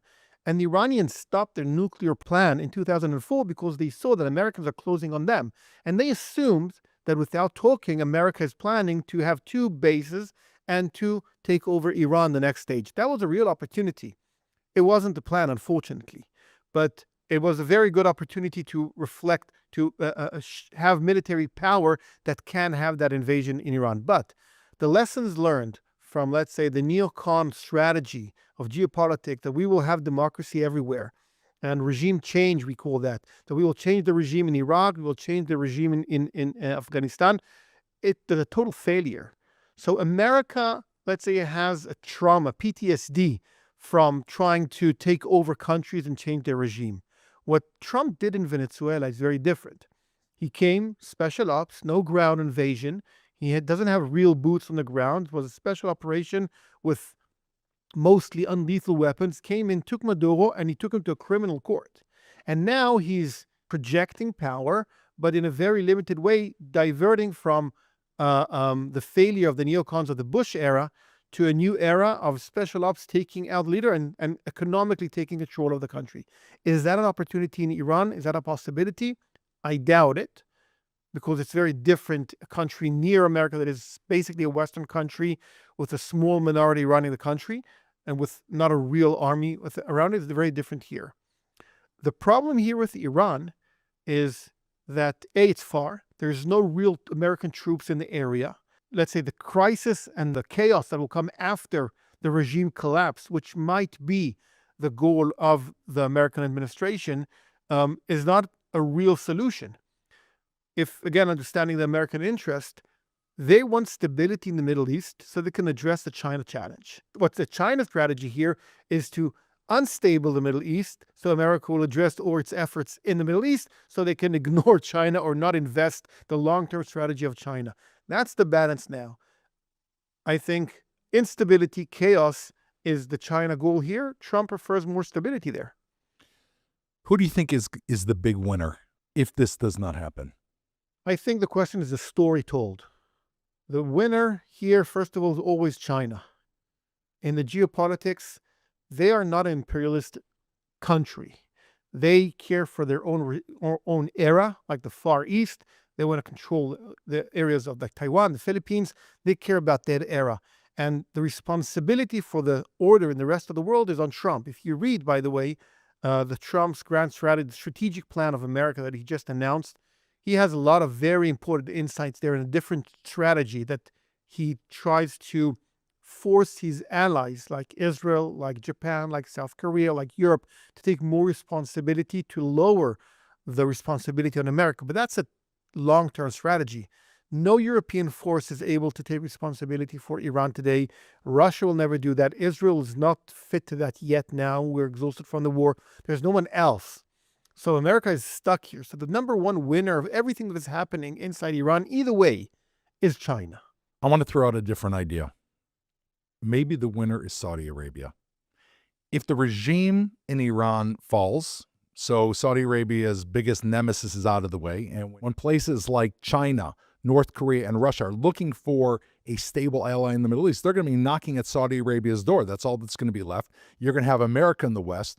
You're going to have China in the East, and Saudi Arabia is going to be in the middle where everybody wants them, and they're going to be able to demand whatever they want, which enables them to circumvent Israel. On the other hand, if the regime stays, well, then Trump, as you said, doesn't have a stable Middle East anymore, and he's going to be shoring up resources into Saudi Arabia. It's going to be beyond just Israel in order to keep a stable Middle East. Either way, I think Saudi Arabia is using this to try to outflank Israel.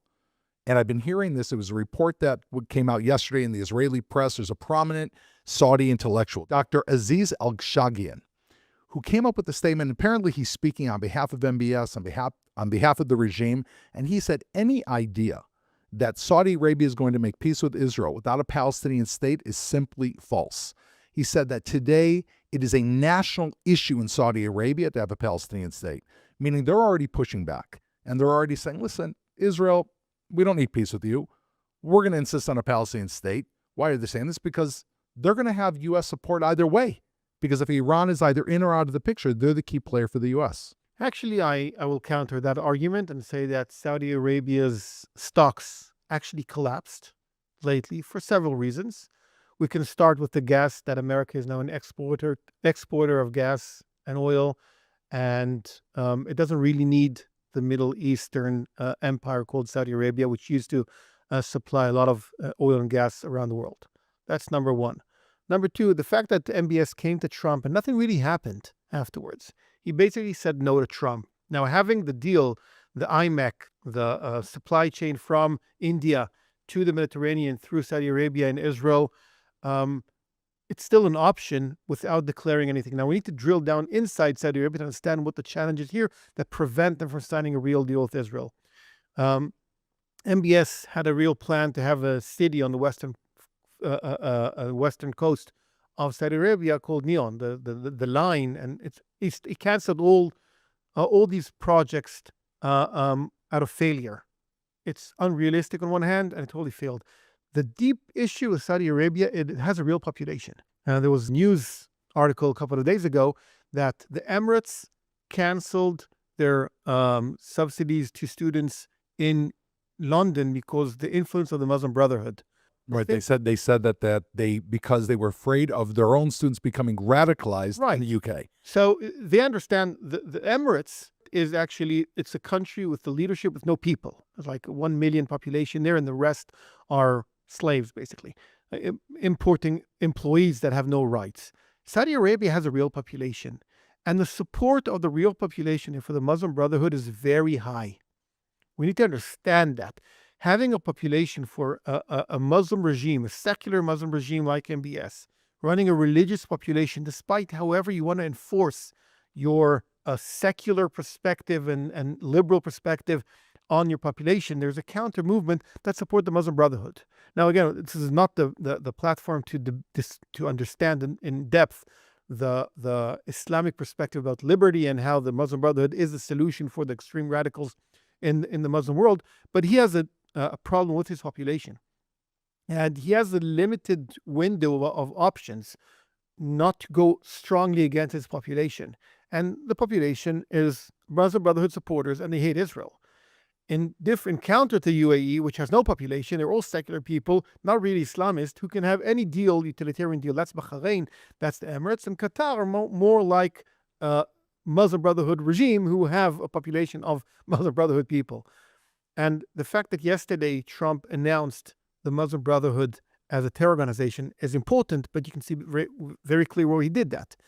In Egypt, in Jordan, and in Lebanon, which are like, Muslim Brotherhood are defined by law there as illegal. So as in Saudi Arabia, which they have a problem defining them illegal, doesn't help them really fight them. Why am I saying that? Because the collapse of Iran doesn't help Saudi Arabia much. They're still stuck with the Islamic regime. They have a lot of money, which is declining. Their financial potential is declining. I think Saudi Arabia is not going to win anywhere here. Dr. Aziz Al-Shaghian, he basically brought to the front that one of the things that most irritated Saudi Arabia was that when Prime Minister Netanyahu said in February that Saudi Arabia should take a Palestinian state and create it inside Saudi Arabia, it created massive waves. It totally threw the Saudi royal family. They're irritated about it till today. And, I'm imagining the Abraham Accords after Iran, right? It could be in 2 weeks. It could be in 2 months. They're going to be sitting around the table and they're going to say, without the division of Jerusalem, again, Saudi Arabia's plan calls for a Palestinian state living in peace with Israel, including East Jerusalem.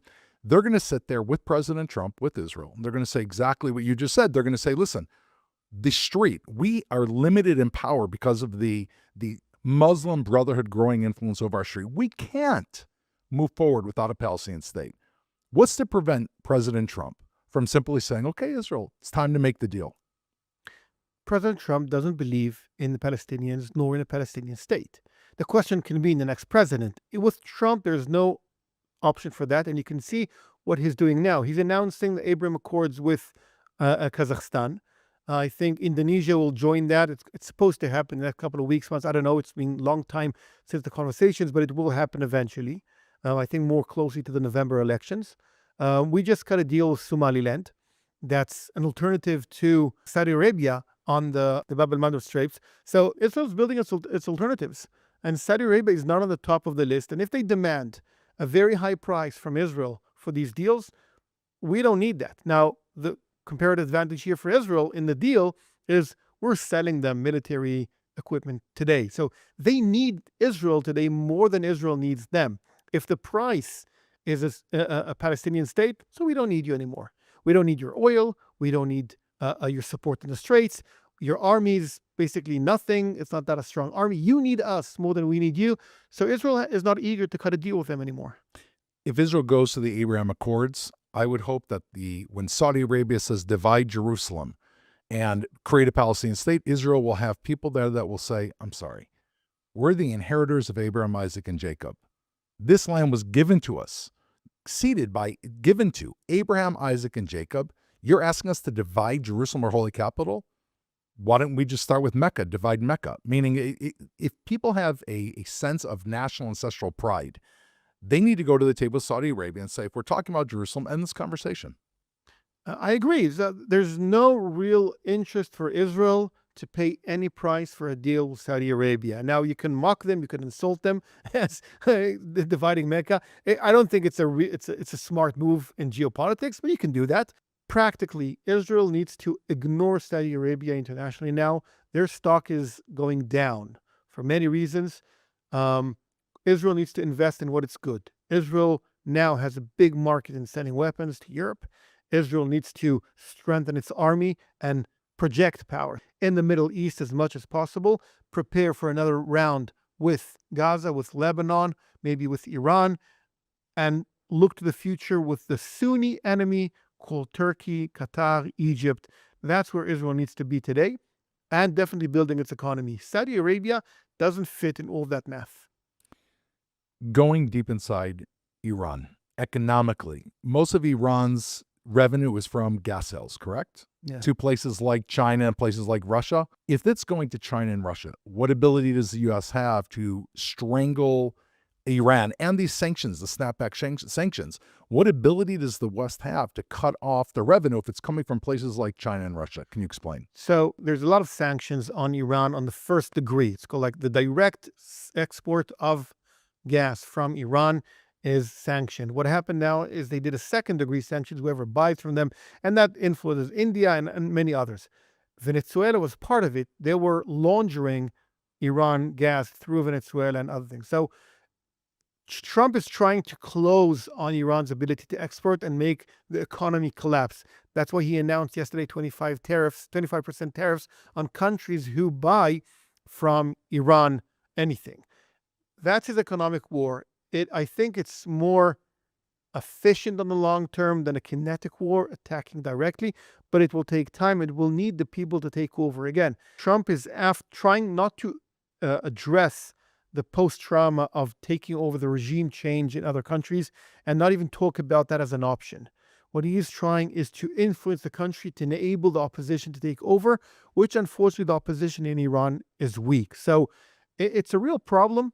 I think isolating Iran, letting it collapse economically with the sanctions, with the internal problems that they did to themselves, I think that is the best strategy. It will take time. It will cost opposition lives. But if the Iranian people cannot take over their own life, their own government and offer an alternative, it's eventually their problem. The goal is to weaken Iran much more than topple it down and have their a new haven.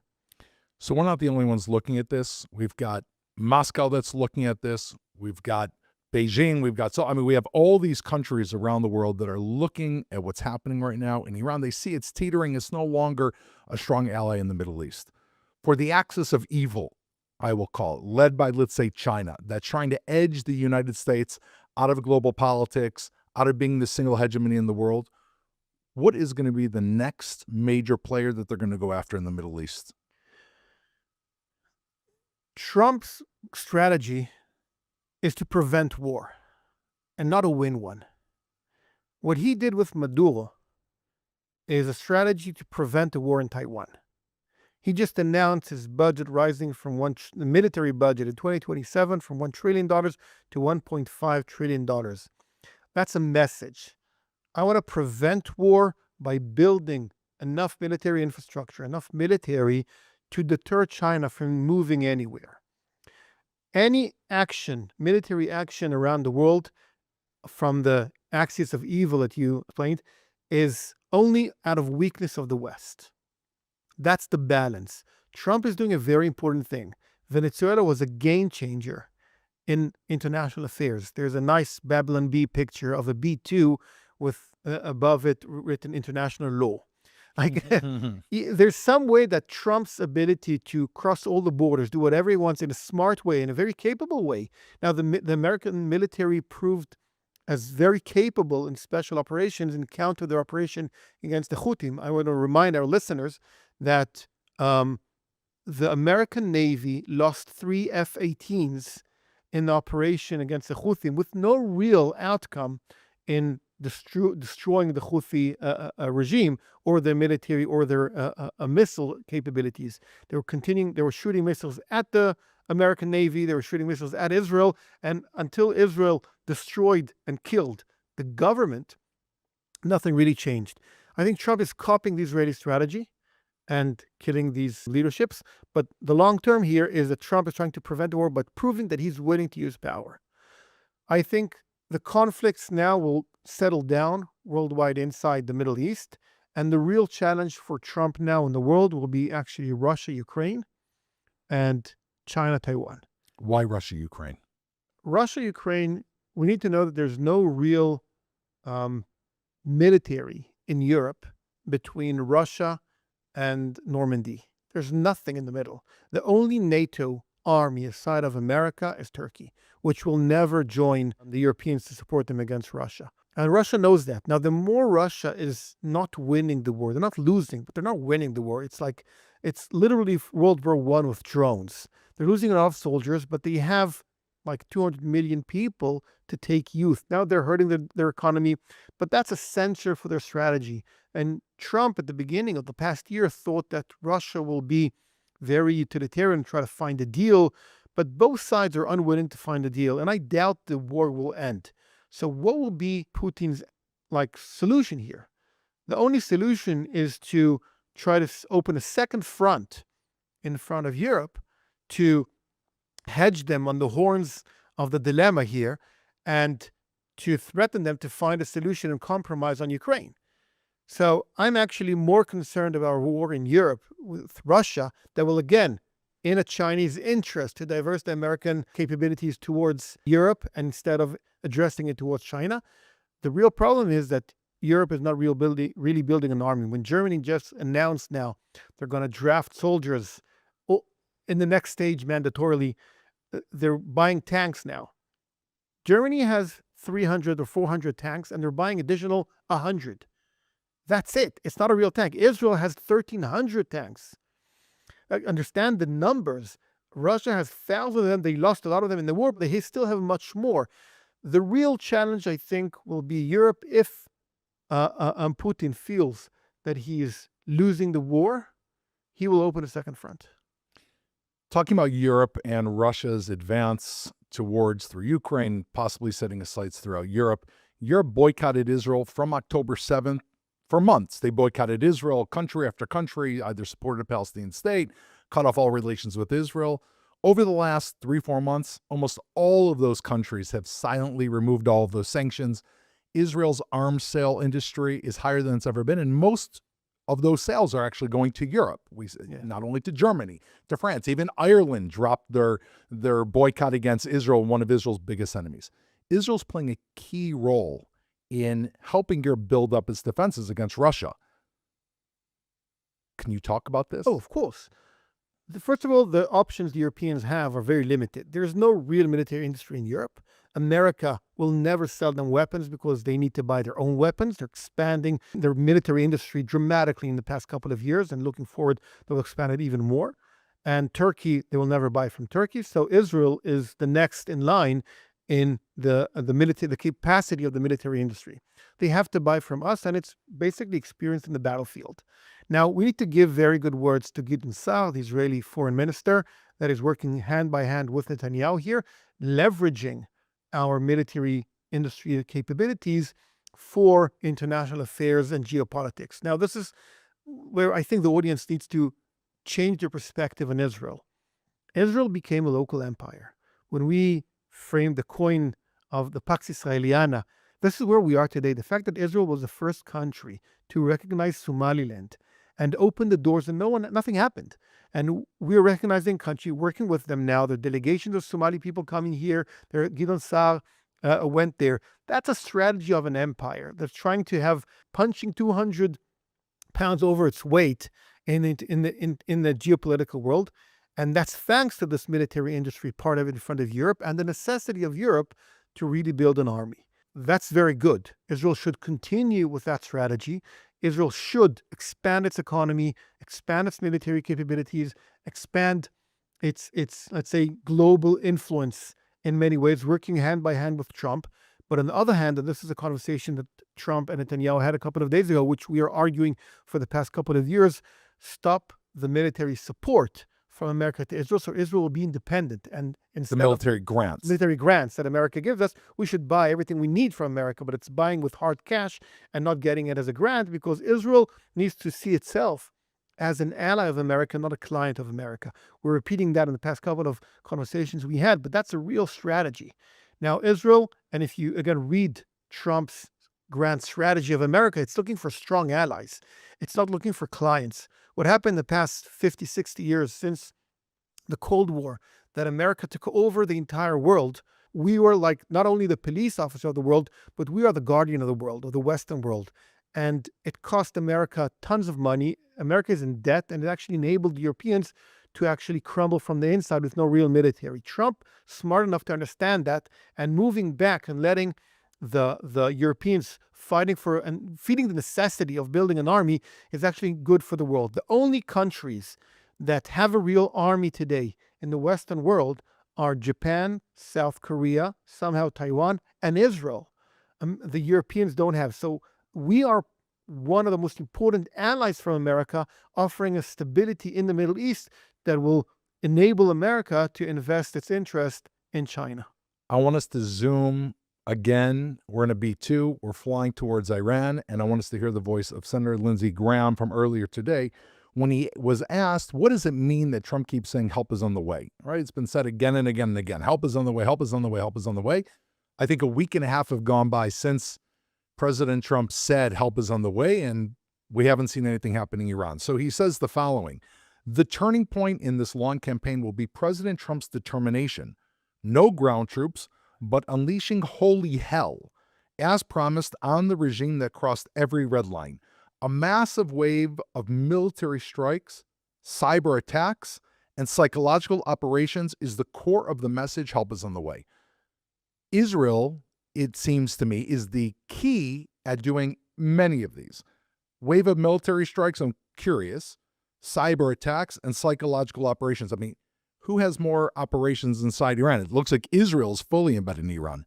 How much of this could possibly impact Israel directly? My first response to that, if you want to shoot, shoot, don't talk. There's no negotiation with Iran. What do you negotiate for? What can you get from them instead of moving, which they will never do? The fact that Trump hijacked or kidnapped Maduro is the fact that he proved that he can do that. And there was a place for negotiation before. Negotiating with Iran, you negotiated for the past 2 decades. Nothing happened. You got nothing from them. You don't trust a negotiation. They will never give up their regime without usage of power. Now, second thing, cyber attacks. What does that mean? Like, what are you going to stop in Iran? And what happens the day after? I think that's a very spiritual support. Again, I doubt America has the amount of bombs to have a real operation on Iran that will be significant in the quantity of MK-84s, like the half-a-ton bombs, the quarter-of-a-ton bombs, to have a real influence on what's happening in Iran for a long-term operation. If you want a surgical operation, it needs to be only on the leadership, like we did to the Houthi, like Israel did to the Houthim. And again, I doubt their ability to do that today. And if something will happen, that will be it. And again, the outcome of that will be very limited because there's still an institution, there's still a real government, there's still a real country, and the opposition is not ready. So I respect the spirit. Can they stand behind it with real actions? I want to question that. In light of all this, and with this, I think we should draw to a close. If we could pick up the phone right now and speak to the protesters in the streets of Iran, what would you say to them, Amiad? First of all, good luck. Any protests have to offer an alternative. The fact that they're not unified with one leadership, at least with one agenda, with all the people, that is their core problem. There is no unification with the opposition in Iran, which prevents them from taking down the regime, and eventually I think presents that they don't really have a problem with the regime in a deep sense of it. I think Iran is a real problem, in that the Iranians are in a real problem, and I don't see a long-term solution here. Maybe, just maybe then, instead of or in addition to the bombs that maybe will fall on the regime, the kinetic type of influence from the air, whether it will or whether it won't, maybe the greatest contribution that can be given to that is to take these protesters somehow, using whatever influence when the internet turns on, to try to get them to unify around a common cause. Because like you said, if they're splintered, a house divided cannot stand. If you're saying that this is the major thing that's preventing them from taking over, then maybe, and maybe it's too late for this time, maybe they'll get their ducks in order. And next time when they come, they'll be like a laser point kind of striking that regime. I hope so. They had like 30 years of protest to do that. They haven't done that yet. Again, I don't understand enough inside Iran to understand why it never happened. But eventually that's the only way to take over down the regime. But the alternative, which I had a conversation with a think tank in DC, was actually offer a federation that every tribe, local, ethnic identity will have its own government. Again, these are my perspective from the outside for what's happening there. The fact that only hundreds of thousands are joining the protest and the rest out of 90 million people are not, that's a question about what's really happening inside. Again, I don't know enough to have a real understanding of the inside baseball there. From the outside, it seems that it's not going to go good for them in the long term. You know, Amiad, one of the things that I most respect and one of the main reasons that I like that you come on this podcast is you're not caught up on the hype of the waves. Like, I mean, if you turn on, whether it's Fox or CNN or you look on X, everyone's talking about the overthrow of the regime. It's imminent and kind of this, again, this Nirvana type perspective. I think you're bringing us down to earth. I hope to some degree you're wrong, but sometimes it's rarely happened, I think, on this podcast. And that we really need to be realistic about what's happening here, because the day after Iran might not bring the massive change in the Middle East that we're looking for. Amiad, thank you very much for joining us. And as always, we hope to see you again on the True East podcast. Thank you very much again. Step into the story of Israel's heartland with Blessed by Israel, where every purchase connects you to the land, the people, and the promise. Taste the sweetness of the promised land in their delicious honeys, or wear the story of the land close to your heart with the stunning Special Places of the Land necklace. Behind each product is a family, pioneers living in Judea and Samaria, crafting beauty and goodness from the soil of the Bible. When you buy their creations, you're not only receiving something extraordinary, you're investing in Israel's future, helping small businesses thrive and communities grow strong. Join a movement that celebrates faith, resilience, and hope. Visit blessedbyisrael.com and use ILTV's special code BLESSISRAEL, that's BLESSISRAEL, at checkout for 10% off on your first order. Be part of strengthening Israel, one purchase at a time.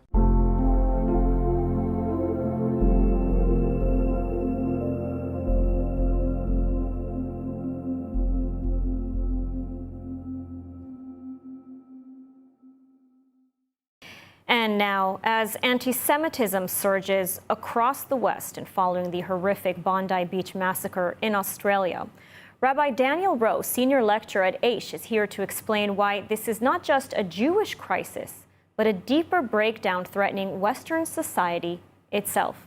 Rabbi Rowe, thank you so much for joining us. Pleasure, thank you. So we're seeing anti-Semitism surge across the West, throughout the world, in many ways that, people thought was impossible to see after the Holocaust. Now, you've argued that this isn't just a Jewish problem. It's fundamentally changing Western society itself. Can you maybe elaborate on that? Yeah, sure. Well, first of all, when anti-Semitism in general is like this social pathology, like this thing that can just erupt at any moment, where all the world's problems are linked to the Jewish people. And it typically resides, a lot of the movements that drive it are angry with the world and need something that's not real to blame. They don't want to turn inwards and face their own problems, so there's this mythical answer called the Jewish people. And if you look even today, most of the movements driving anti-Semitism have a very deep anti-societal agenda. Uproot the Western world, tear the whole thing down. So that's why it's always a global issue. It's never really a localized issue. And now you've also written extensively about how anti-Semitism often manifests as anti-Israel sentiment, right? That then spreads to attacks on diaspora Jewry that live, thousands of miles away from Israel and have nothing to do with Israeli policies, but Jews are targeted nonetheless. What does this tell us about sort of the nature of modern day anti-Semitism? Yes, and modern anti-Semitism is really it's like a virus that's mutated into a new environment. Anti-Semitism, and this is the key point, is never really Jew hatred in the conventional racist bigotry sense. Yes, there's racism and bigotry against Jews as against all minorities, but what makes anti-Semitism unique is this bizarre need to take whatever the collective Jew is and demonize it. And so when the collective Jew was, let's say, they were seen as people living in ghettos, then they're the filth-spreading diseases. When they were moneylenders, they're raping society. When it's about religion, then they're people who've killed Jesus. When it's about secularism, they're the people infiltrating society. So it will always shift. Today, the collective Jew is seen as the state of Israel. So when you have this, and criticism against the state of Israel is fine, so is criticism against individual Jews. But when it's an obsessive need to, in exaggerated language, to really demonize the collective, then you know that the ultimate target is the whole Jewish people. Mm-hmm. Now, you've suggested that combating anti-Semitism requires not just refuting sort of this hatred, but actually addressing sort of the underlying, let's call it, brokenness and despair in society, particularly among young men who we see today are being radicalized.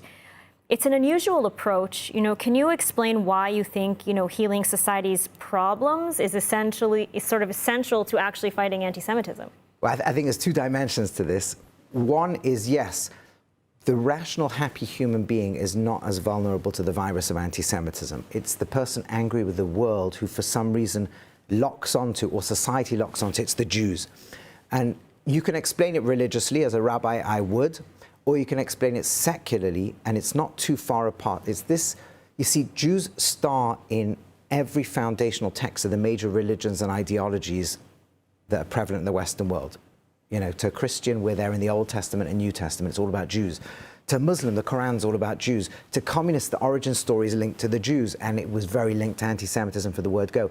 So that it's almost like this bizarre obsession with these are the people responsible for everything wrong in the world. It's narrated from the origin books.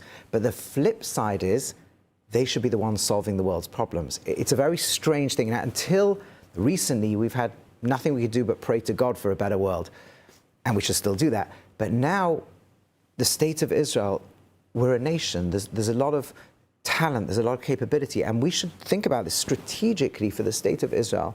For the cost of a lot less than an F-35, you could put massive brain power into making a better world for young people.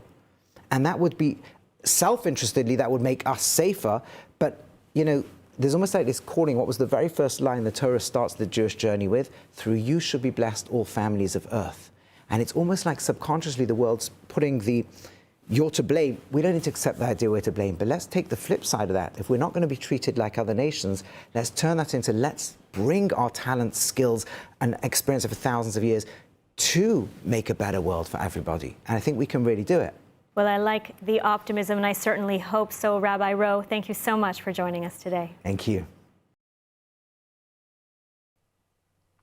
Well, Jewish National Fund USA's Faculty Fellowship Program in Israel recently wrapped up. The program bringing non-Jewish American college and university professors to Israel for an immersive, eye-opening experience. Today, we're speaking with two distinguished participants, Paul Yankee and Kathy Elias, to share how this trip helped shape their perspectives and strengthen their narratives.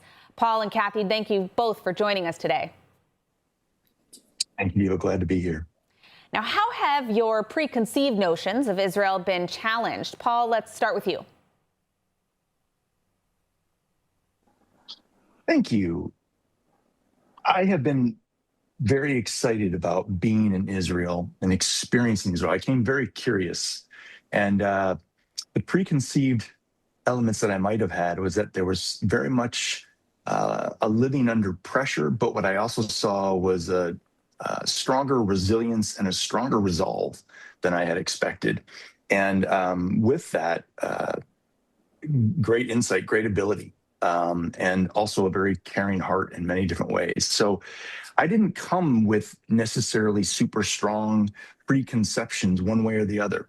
I had a great respect already for Israel coming from my days working in technology and the intelligence that they bring into that space. And so I was really wanting to understand more how this all works, how these countries that are having such disparate views on things able to coincide together. And Kathy, can you share from your perspective your experience as well? Well, I want to point out that I'm coming this time on the faculty fellowship as an ambassador. So I've been here before, and so this is the second time around. And so I'm looking at very different things. The first time around, a lot of what Paul said, looking at all the innovation, looking at all the really wonderful things that have gone on in terms of research and all in Israel. But this time I've come and I've tried to focus more on the people. And coming from a university that had a lot of problems and a lot of negative actions on campus, I tried to talk to a lot of students also when I was here. And one of the things, I want to bring back that I think is extremely important to our students is just how much many of the students here, of course, are very similar in what they like about government, what they don't like about government, their criticisms, but also their desire to live the same kind of good life and their willingness to really want to engage with students in the United States and be heard. Paul, what will you be taking back with you to campus from what you've learned or experienced here on the program? I'll first off say we've had a very full 12 days of visiting a lot of different universities, a lot of different organizations, businesses, museums. And I will tell you, my mind is still very much processing. I'm looking forward to bringing all this together, letting it gel. But one thing that I have seen is I think there's a great need in my university setting and in my element of the areas of influence I have to consider more the consequences of things. And that's something that I've definitely seen be very paramount in Israel is consequences are real and deep for everything that comes up. And I think there can be this context of not considering always the consequences, how it plays out to all the related constituents to different elements that come up. So that's one piece that I want to bring out. I also want to bring more of a perspective of what's really happening, what's really going on. I think when you're able to experience different cultures, different areas, the best way, without any question, to do it is to actually be there. And JNF affords that possibility for people, particularly for academics in this situation. All right, Kathy, Elias, and Paul Yankee, thank you so much, both of you, for joining us today and sharing with us your insights and experiences. Thank you very much for having us. Amid growing reports of a possible U.S. military strike against the Islamic Republic, the IDF says it's closely monitoring developments, but stresses there's currently no change to the Homefront defense guidelines. IDF spokesperson Brigadier General Effie Defrin said the military is conducting ongoing situational assessments, with the Chief of Staff maintaining full oversight and ordering heightened defensive readiness across all units. Defrin emphasized that the IDF is prepared for any development and called on the public to rely only on official IDF statements, warning against the spread of rumors that could cause unnecessary concern. At this stage, he said there is no change to Homefront Command instructions. Israeli officials assess that U.S. action against the regime could lead to changes in regional security preparedness. But for now, the IDF says routine continues. Amid rising regional tensions, the UK has updated its travel advisory for Israel. The British government said it is advising against all but essential travel to Israel. The UK Foreign Office cited a heightened risk of regional escalation, warning that developments could lead to travel disruptions and other unexpected impacts. At the same time, the Lufthansa Group announced it is suspending all overnight flights to and from Israel. From tonight through Sunday, Lufthansa and its partner airlines, including Swiss, Austrian Airlines, Brussels Airlines, and Eurowings, will operate daytime flights only to Ben Gurion Airport.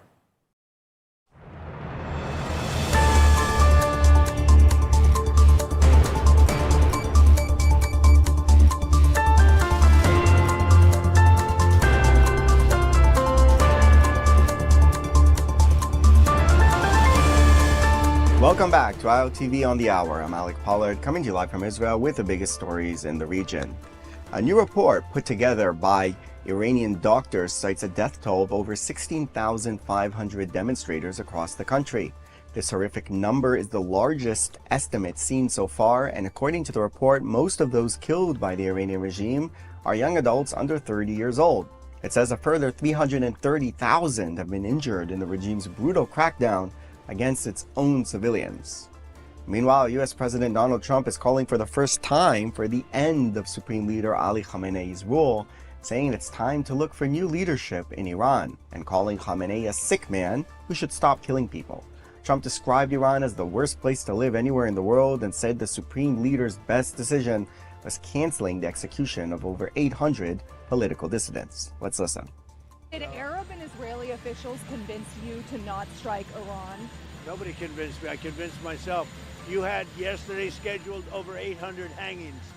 They didn't hang anyone. They canceled the hangings. That had a big impact. Now, amid chants of death to America, Iranian Supreme Leader Khamenei fired back at President Trump with this message. Listen. ما رئیس جمهور آمریکا رو مجرم می‌دانیم. هم به خاطر تلفات، هم به خاطر خسارات، هم به خاطر تهمتی که به ملت ایران زد. ماهیت فتنه این فتنه آمریکایی بود، واضح بود. آمریکایی‌ها برنامه‌ریزی کردن، فعالیت کردن. هدف آمریکا هم اینو من قاطع سریع با تجربه 40 و چند ساله در جمهوری اسلامی عرض میکنم هدف آمریکا بلعیدن ایرانه.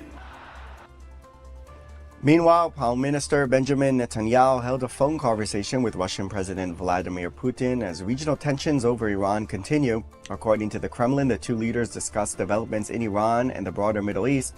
Putin offered Russia's assistance in mediating and said he favors stepping up political and diplomatic efforts to maintain regional stability and security. Now, as tensions between Iran, the U.S., and Israel remain high, the IDF says they are operating at peak readiness on all fronts, while urging the public to remain calm and rely only on official information. IDF spokesman Brigadier General F.V. Defran says the military has been closely monitoring developments in recent weeks and has strengthened capabilities and increased readiness along its borders, preparing for a wide range of scenarios, both offensive and defensive. Let's listen. אנחנו פועלים במוכנות מלאה למגוון רחב של תרחישים. בשבועות האחרונים חיזקנו יכולות והגברנו את המוכנות בכל הגבולות. כפי שאמר הרמטכ"ל אתמול בביקור במערך ההגנה האווירית, חשוב שכל אזרח בישראל ידע, צה"ל ערוך ומוכן כל העת, ובאופן נרחב, גם בהגנה וגם בהתקפה. Prime Minister Benjamin Netanyahu summoned his war cabinet for an urgent meeting this morning amid growing tensions with the Trump administration over the makeup of the new Board of Peace in Gaza. At the heart of the storm, the board's executive committee, which is expected to include senior representatives from Turkey and Qatar, two countries seen in Jerusalem as some of Israel's sharpest critics during the war in Gaza and open supporters of Hamas. Netanyahu's office says Israel was not consulted on the move, calling it a step that contradicts Israeli policy. The executive board is expected to play a central role in overseeing post-war Gaza, operating under a broader body led by President Trump, a development raising alarm bells in Jerusalem. Israel instructed Foreign Minister Gideon Saar to lodge formal objections with Washington, but a senior U.S. official fired back, saying this is our show, not his, and making clear the plan is moving forward. Now, the Syrian army overran large swaths of northern Syria over the weekend, driving Kurdish forces out of areas they held autonomy over for more than a decade, while Washington stood by in support of President Ahmed al-Shara's government.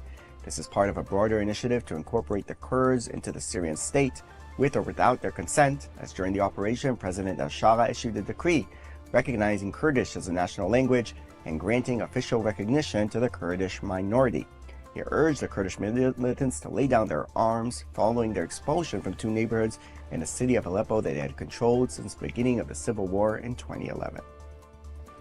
And that's all for this edition of ILTV on the Hour. Thanks for watching, and we will see you next time.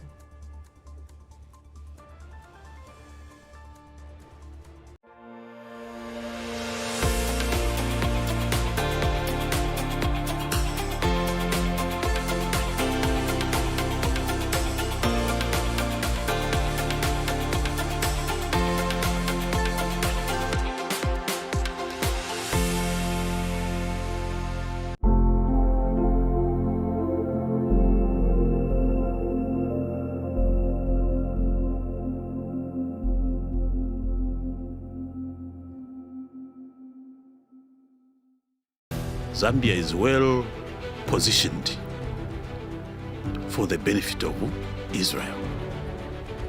How? Zambia is surrounded by 8 countries. Now, if we say we have Israeli industries in Zambia, full throttle industries in Zambia, it means the market is not only in Zambia. The market will go to the other 8 countries that surround Zambia. Hello and welcome to the ILTV podcast. I'm Ayan Hoffman, Executive Editor of ILTV, and I am so happy to welcome back our viewers and our listeners. We have an extremely exciting and special treat today. I am going to introduce you to an ambassador, His Excellency Ambassador Mr. Wesley Mahuba Azemba. He is the ambassador of Zambia in Israel. Welcome, His Excellency. Thank you. Thank you very much. Of course. Now, Ambassador Zemba, I want to start, before we jump into policy and all of this, to learn a little bit more about you. When did you arrive in Israel, and what did this posting mean to you personally and professionally? Well, I'm not that old in Israel. I arrived here on the 15th of September. Okay. And on the 16th of September, I was presenting my credentials to the President of Israel. And what made you excited about coming here? What does it mean to you? There are a lot of things that excited me. On a professional side, I was going to be the second ambassador to Israel. So that meant a lot to me. At a personal level, it's quite something that was going to be a fulfillment of my beliefs. I'm a Shabbat keeper, and most of our religious traditions have a lot of connection to Jewish history. Are you a Christian believer? Yes, I am a Christian believer. Incredible. Now, I know you are doing a lot of work since you've been here since September to bring these two countries together to help us to collaborate more effectively. Yes. Why is this a good moment for Zambia to deepen its engagement with Israel? And why do you see this relationship as important for both of the countries? It's the best time for Zambia and Israel to look back to what was before. Israel and Zambia were very good friends in the middle 60s and towards the early 70s. There was a lot of collaboration between Zambia and Israel. Yeah. And things changed due to politics. And for a long time, there was no connection with the nation of Israel until 1991, when we had multi-party democracy in Zambia. And that's when the leaders decided that we should renew our friendship with Israel. It is something that is very paramount and very important for us to have done that. Because there's a lot that we can learn from Israel and a lot that Israel can learn from us. And I want to focus on that for a moment, the things that we can learn from each other. From your perspective, what does define the current state of relations between Israel and Zambia? How are we best collaborating right now? Partnership. In what ways? In what capacity? There are so many ways that we are now collaborating as partners, as equal states in a wider world. Okay, Zambia needs skills transfer, and those skills are here in Israel. And Israel will also need certain aspects of our natural resources from Zambia. And so there will be that mutual benefit from each other. And when we talk about skills, we're talking about maybe in desert tech, agriculture, water technology, these kind of things? Yes. Amazing. You see, Zambia has been affected a lot by climate change, such that the rains have not been very good.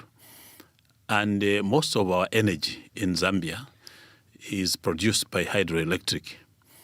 And since there was no water, it means we underwent a lot of load shedding.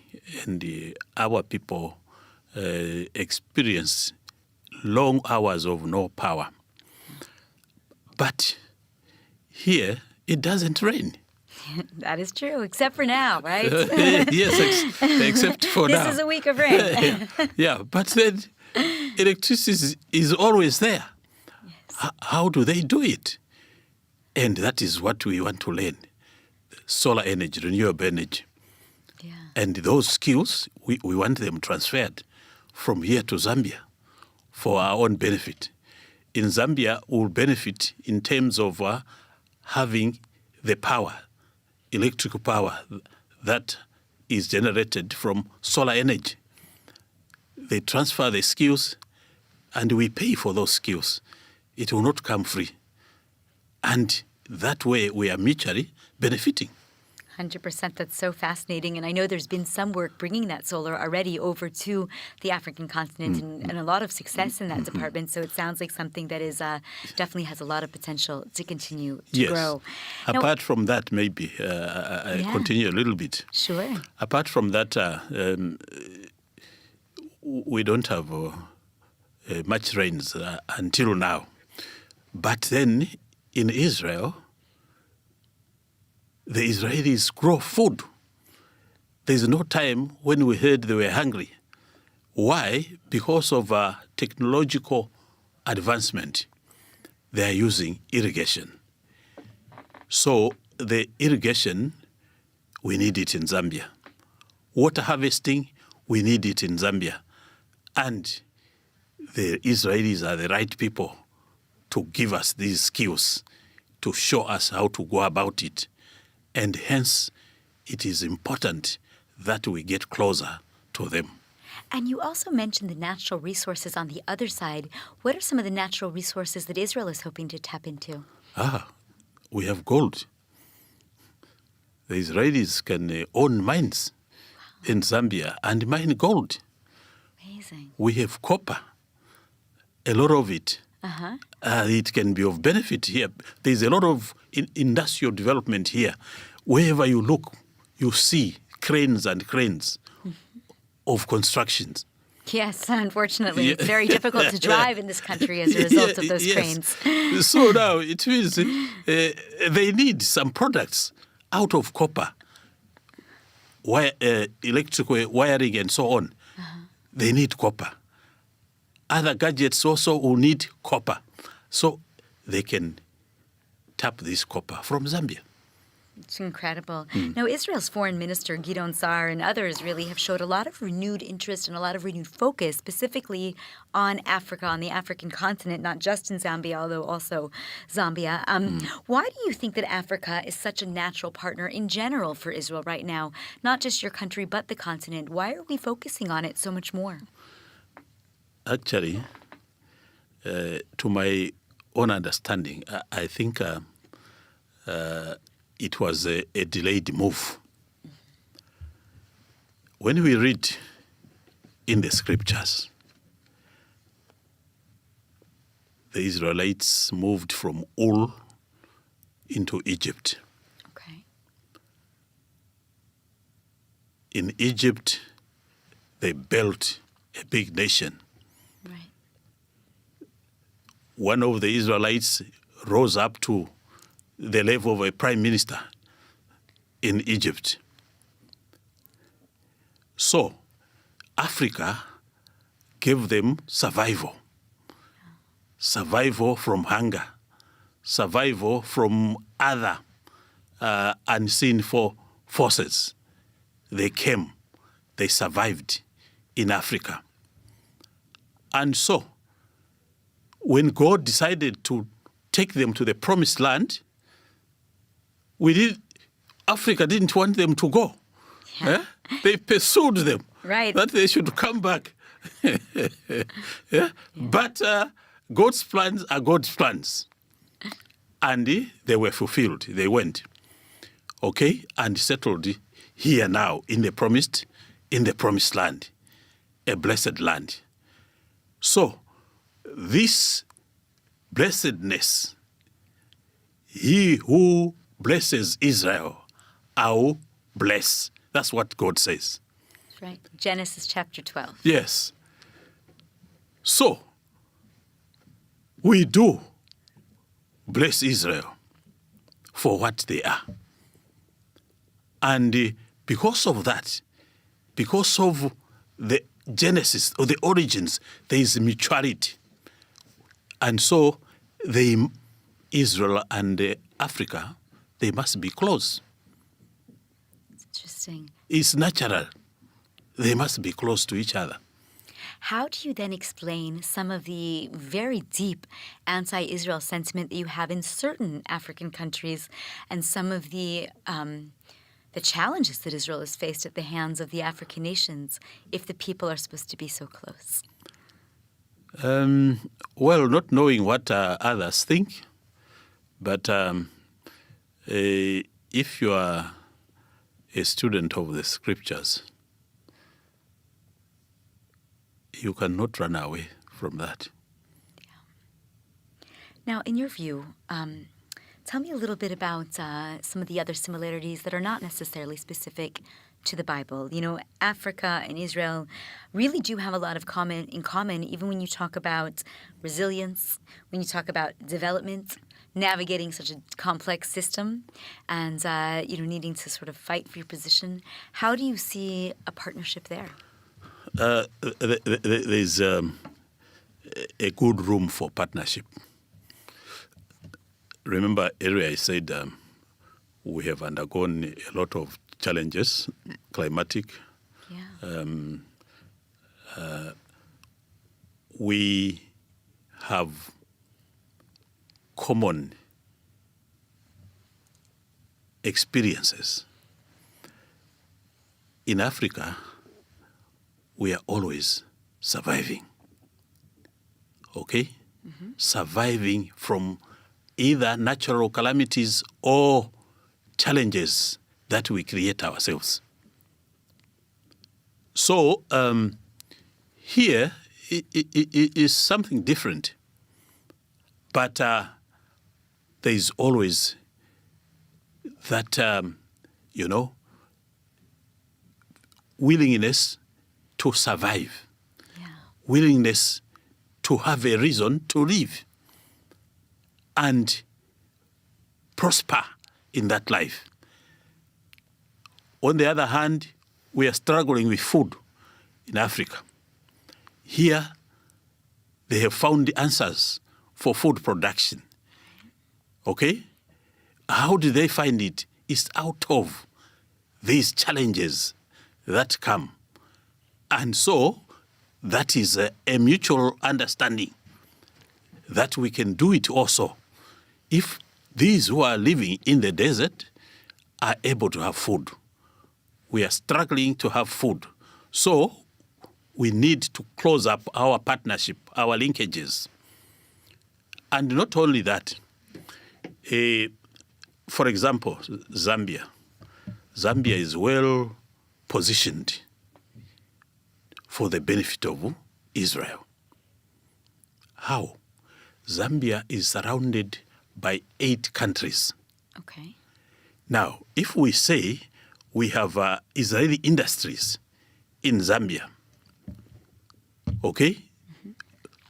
Full throttle industries in Zambia. It means the market is not only in Zambia. The market will go to the other 8 countries that surround Zambia. And who is benefiting? The one who has the industry. Of course. The one who is plowing resources there. They are going to reap more by being closer to Zambia, because Zambia provides the atmosphere, provides the environment, provides everything that you need in order to do business. Can I ask you what those 8 countries are? The 8 countries that surround Zambia. Yep. We have the Congo DR, Democratic Republic. We have Tanzania. We have Zimbabwe. Wow. We have Malawi. We have Namibia. We have Angola. We have Bujumbura on the Lake Tanganyika. We have all these countries. Amazing. Now, I do want to focus for a minute on South Africa. South Africa has obviously emerged as one of Israel's harshest critics on the international stage. From your perspective, does the government of South Africa reflect the views of its people? And how is that stance perceived across the rest of the African continent?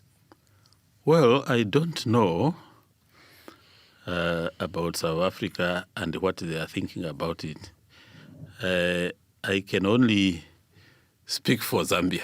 Okay. Unfortunately, I can only speak for Zambia because I'm here. as a representative of Zambia. But do you And believe... the Zambian government saw it fit to have a representative in Israel, notwithstanding what others may think about Zambia. Yes. Okay. Now, Israel recently recognized and started to engage with Somaliland, which has raised some eyebrows around the continent and really around the world. Do you see that as a smart diplomatic move for the state of Israel, or one that might risk complicating relations that are actually, as you said, getting stronger with other African countries?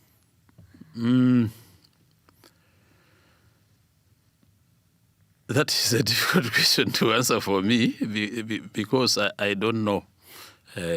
My country hasn't said anything. But what is your perception?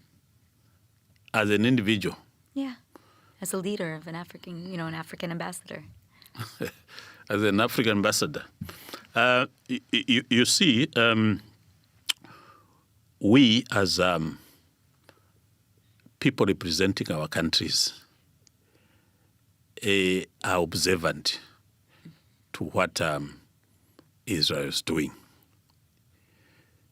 Israel is trying to come closer back home, if I may say, back home to Africa. So anything to do with Africa, I want to believe that is a right way to go. Okay, interesting. Now, I've been reading a lot about the role of Turkey and China that are both really trying to expand their influence in Africa as well right now. How do you assess the roles of these countries? And do you think that this growing presence of Turkey and of China puts the relations between Africa and the West at some kind of risk? Let's talk about Zambia. I don't know how other African countries see that. But how does Zambia see it? Zambia is non-aligned. It's a non-aligned country. What may be an enemy to Israel will not be an enemy to Zambia. Right. What might be a friend to Zambia might not be a friend to Israel. So us, we remain non-aligned. For sure, but I'm more asking, though, in terms of the influence of Turkey and China on Africa. It's certainly a contentious relationship when you look at even the West, at the United States, which is also trying to counter that influence. Is Zambia put in the middle in some ways as a non-aligned country, trying to have relations with all of these different other countries? Is there a tension involved? And do you feel that one or the other country is better for your country? There is no tension. Yeah? Yeah. Amazing. When you are non-aligned, there is no tension. They are all your friends. Amazing. Okay. Mm-hmm. So tell me, as ambassador Mm-hmm. here in Israel, you've been here since September, so a handful of months, not so many, about 4 months, I guess that is. Yes. What has surprised you the most about Israel? It could be political, cultural, social. What has kind of opened your mind since you've arrived here? The level of development. Really? Wherever you look, you are seeing development. That, to me, speaks about the blessed nature of Israel. What God said never fails. And you literally see it. Another is the social nature of the Israelis. Very good people. Thank you. Yeah, very good people, very welcoming. Wherever you go, you talk about Zambia, they may not know about Zambia, but once you mention Shabbat, they come closer to you. For sure. They come closer to you. So that, to me, is a link to the social understanding of the Israelis and ourselves. And just briefly, that is a meeting point. And briefly just tell me about this idea that you're keeping Shabbats as a Christian believer. What does that look like in Africa when Zambians keep Shabbat? Well, not every Zambian does that. Of course. But, not every Jew does that. Yes, exactly. But according to our religion, our Christian religion, we feel that the Jewish traditions are part and parcel of us, according to what we understand about the Bible. Now, when you translate that into actuality, there is no major difference that you see. No, really? There isn't a major difference. I must say, here in Israel, they see me a black person. They don't see a black person. They see a human being. Yeah. This is not the case elsewhere. Eh? It's true. It's not the case elsewhere. They will sneer at you, they will say this and that at you, but not here. Why? The issue of God having blessed this land, even blessed the people, to understand the value of other human beings. It's beautiful. Mm-hmm. So how long do you stay as ambassador? How long will you be here? I'll be here for 3 years. 3 years, okay. So if not more. If not, hopefully more, hopefully more. But let's say you're here for 3 years. What are you hoping that at the end of these 3 years you'll be able to look back and say, I know I did well, this is my legacy. What is your goal for that? I would like to see more closer collaboration between Zambia and Israel. I would like to see knowledge and skill transfer. I would like to see capacity building, especially in our country. I would want to see closer collaboration in the areas of education. At a time, Zambia was still in its infancy. The first people in the world that came to educate the Zambians were the Israelis. Are you aware that the Israelis were the first people to come and construct a university in Zambia? I did not know that. Yeah, they were. They are the first ones. Wow. Yes. And they built the University of Zambia. They didn't finish, and so we call it the ruins.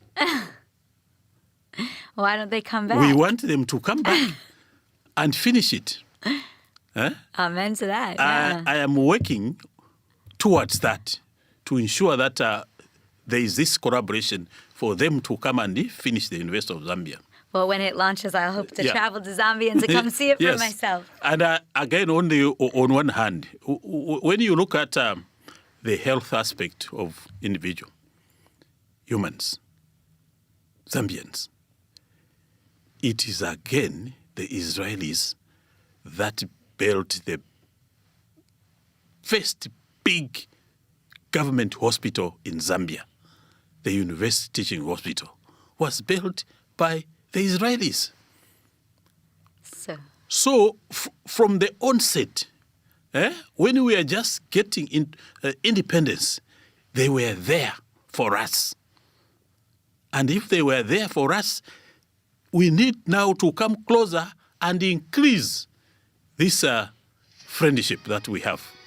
Amazing. So with that, I'm going to wrap up the show. It has been such an honor to speak to you, Your Excellency Ambassador Mr. Wesley Mahmoud Azemba, for the ambassador from Zambia to Israel. Thank you so much for joining today. Thank you. My pleasure.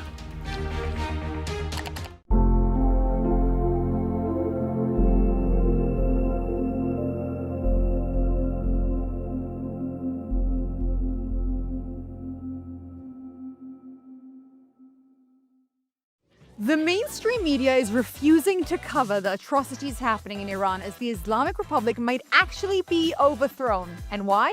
Because they're afraid that the story of Iran exposes everything that they have been trying to hide from us. And when the media tries to hide something from you, you know it is very, very important. We are now 2 weeks in. The Iranians are revolting in numbers that is probably the biggest and most significant story in the Middle East, and it impacts all of us, not just Israelis, but the whole entire world, and yet still radio silence. But that's why we're here, to provide you with a story that they are intentionally burying. This is the Meira K Show on JNS TV.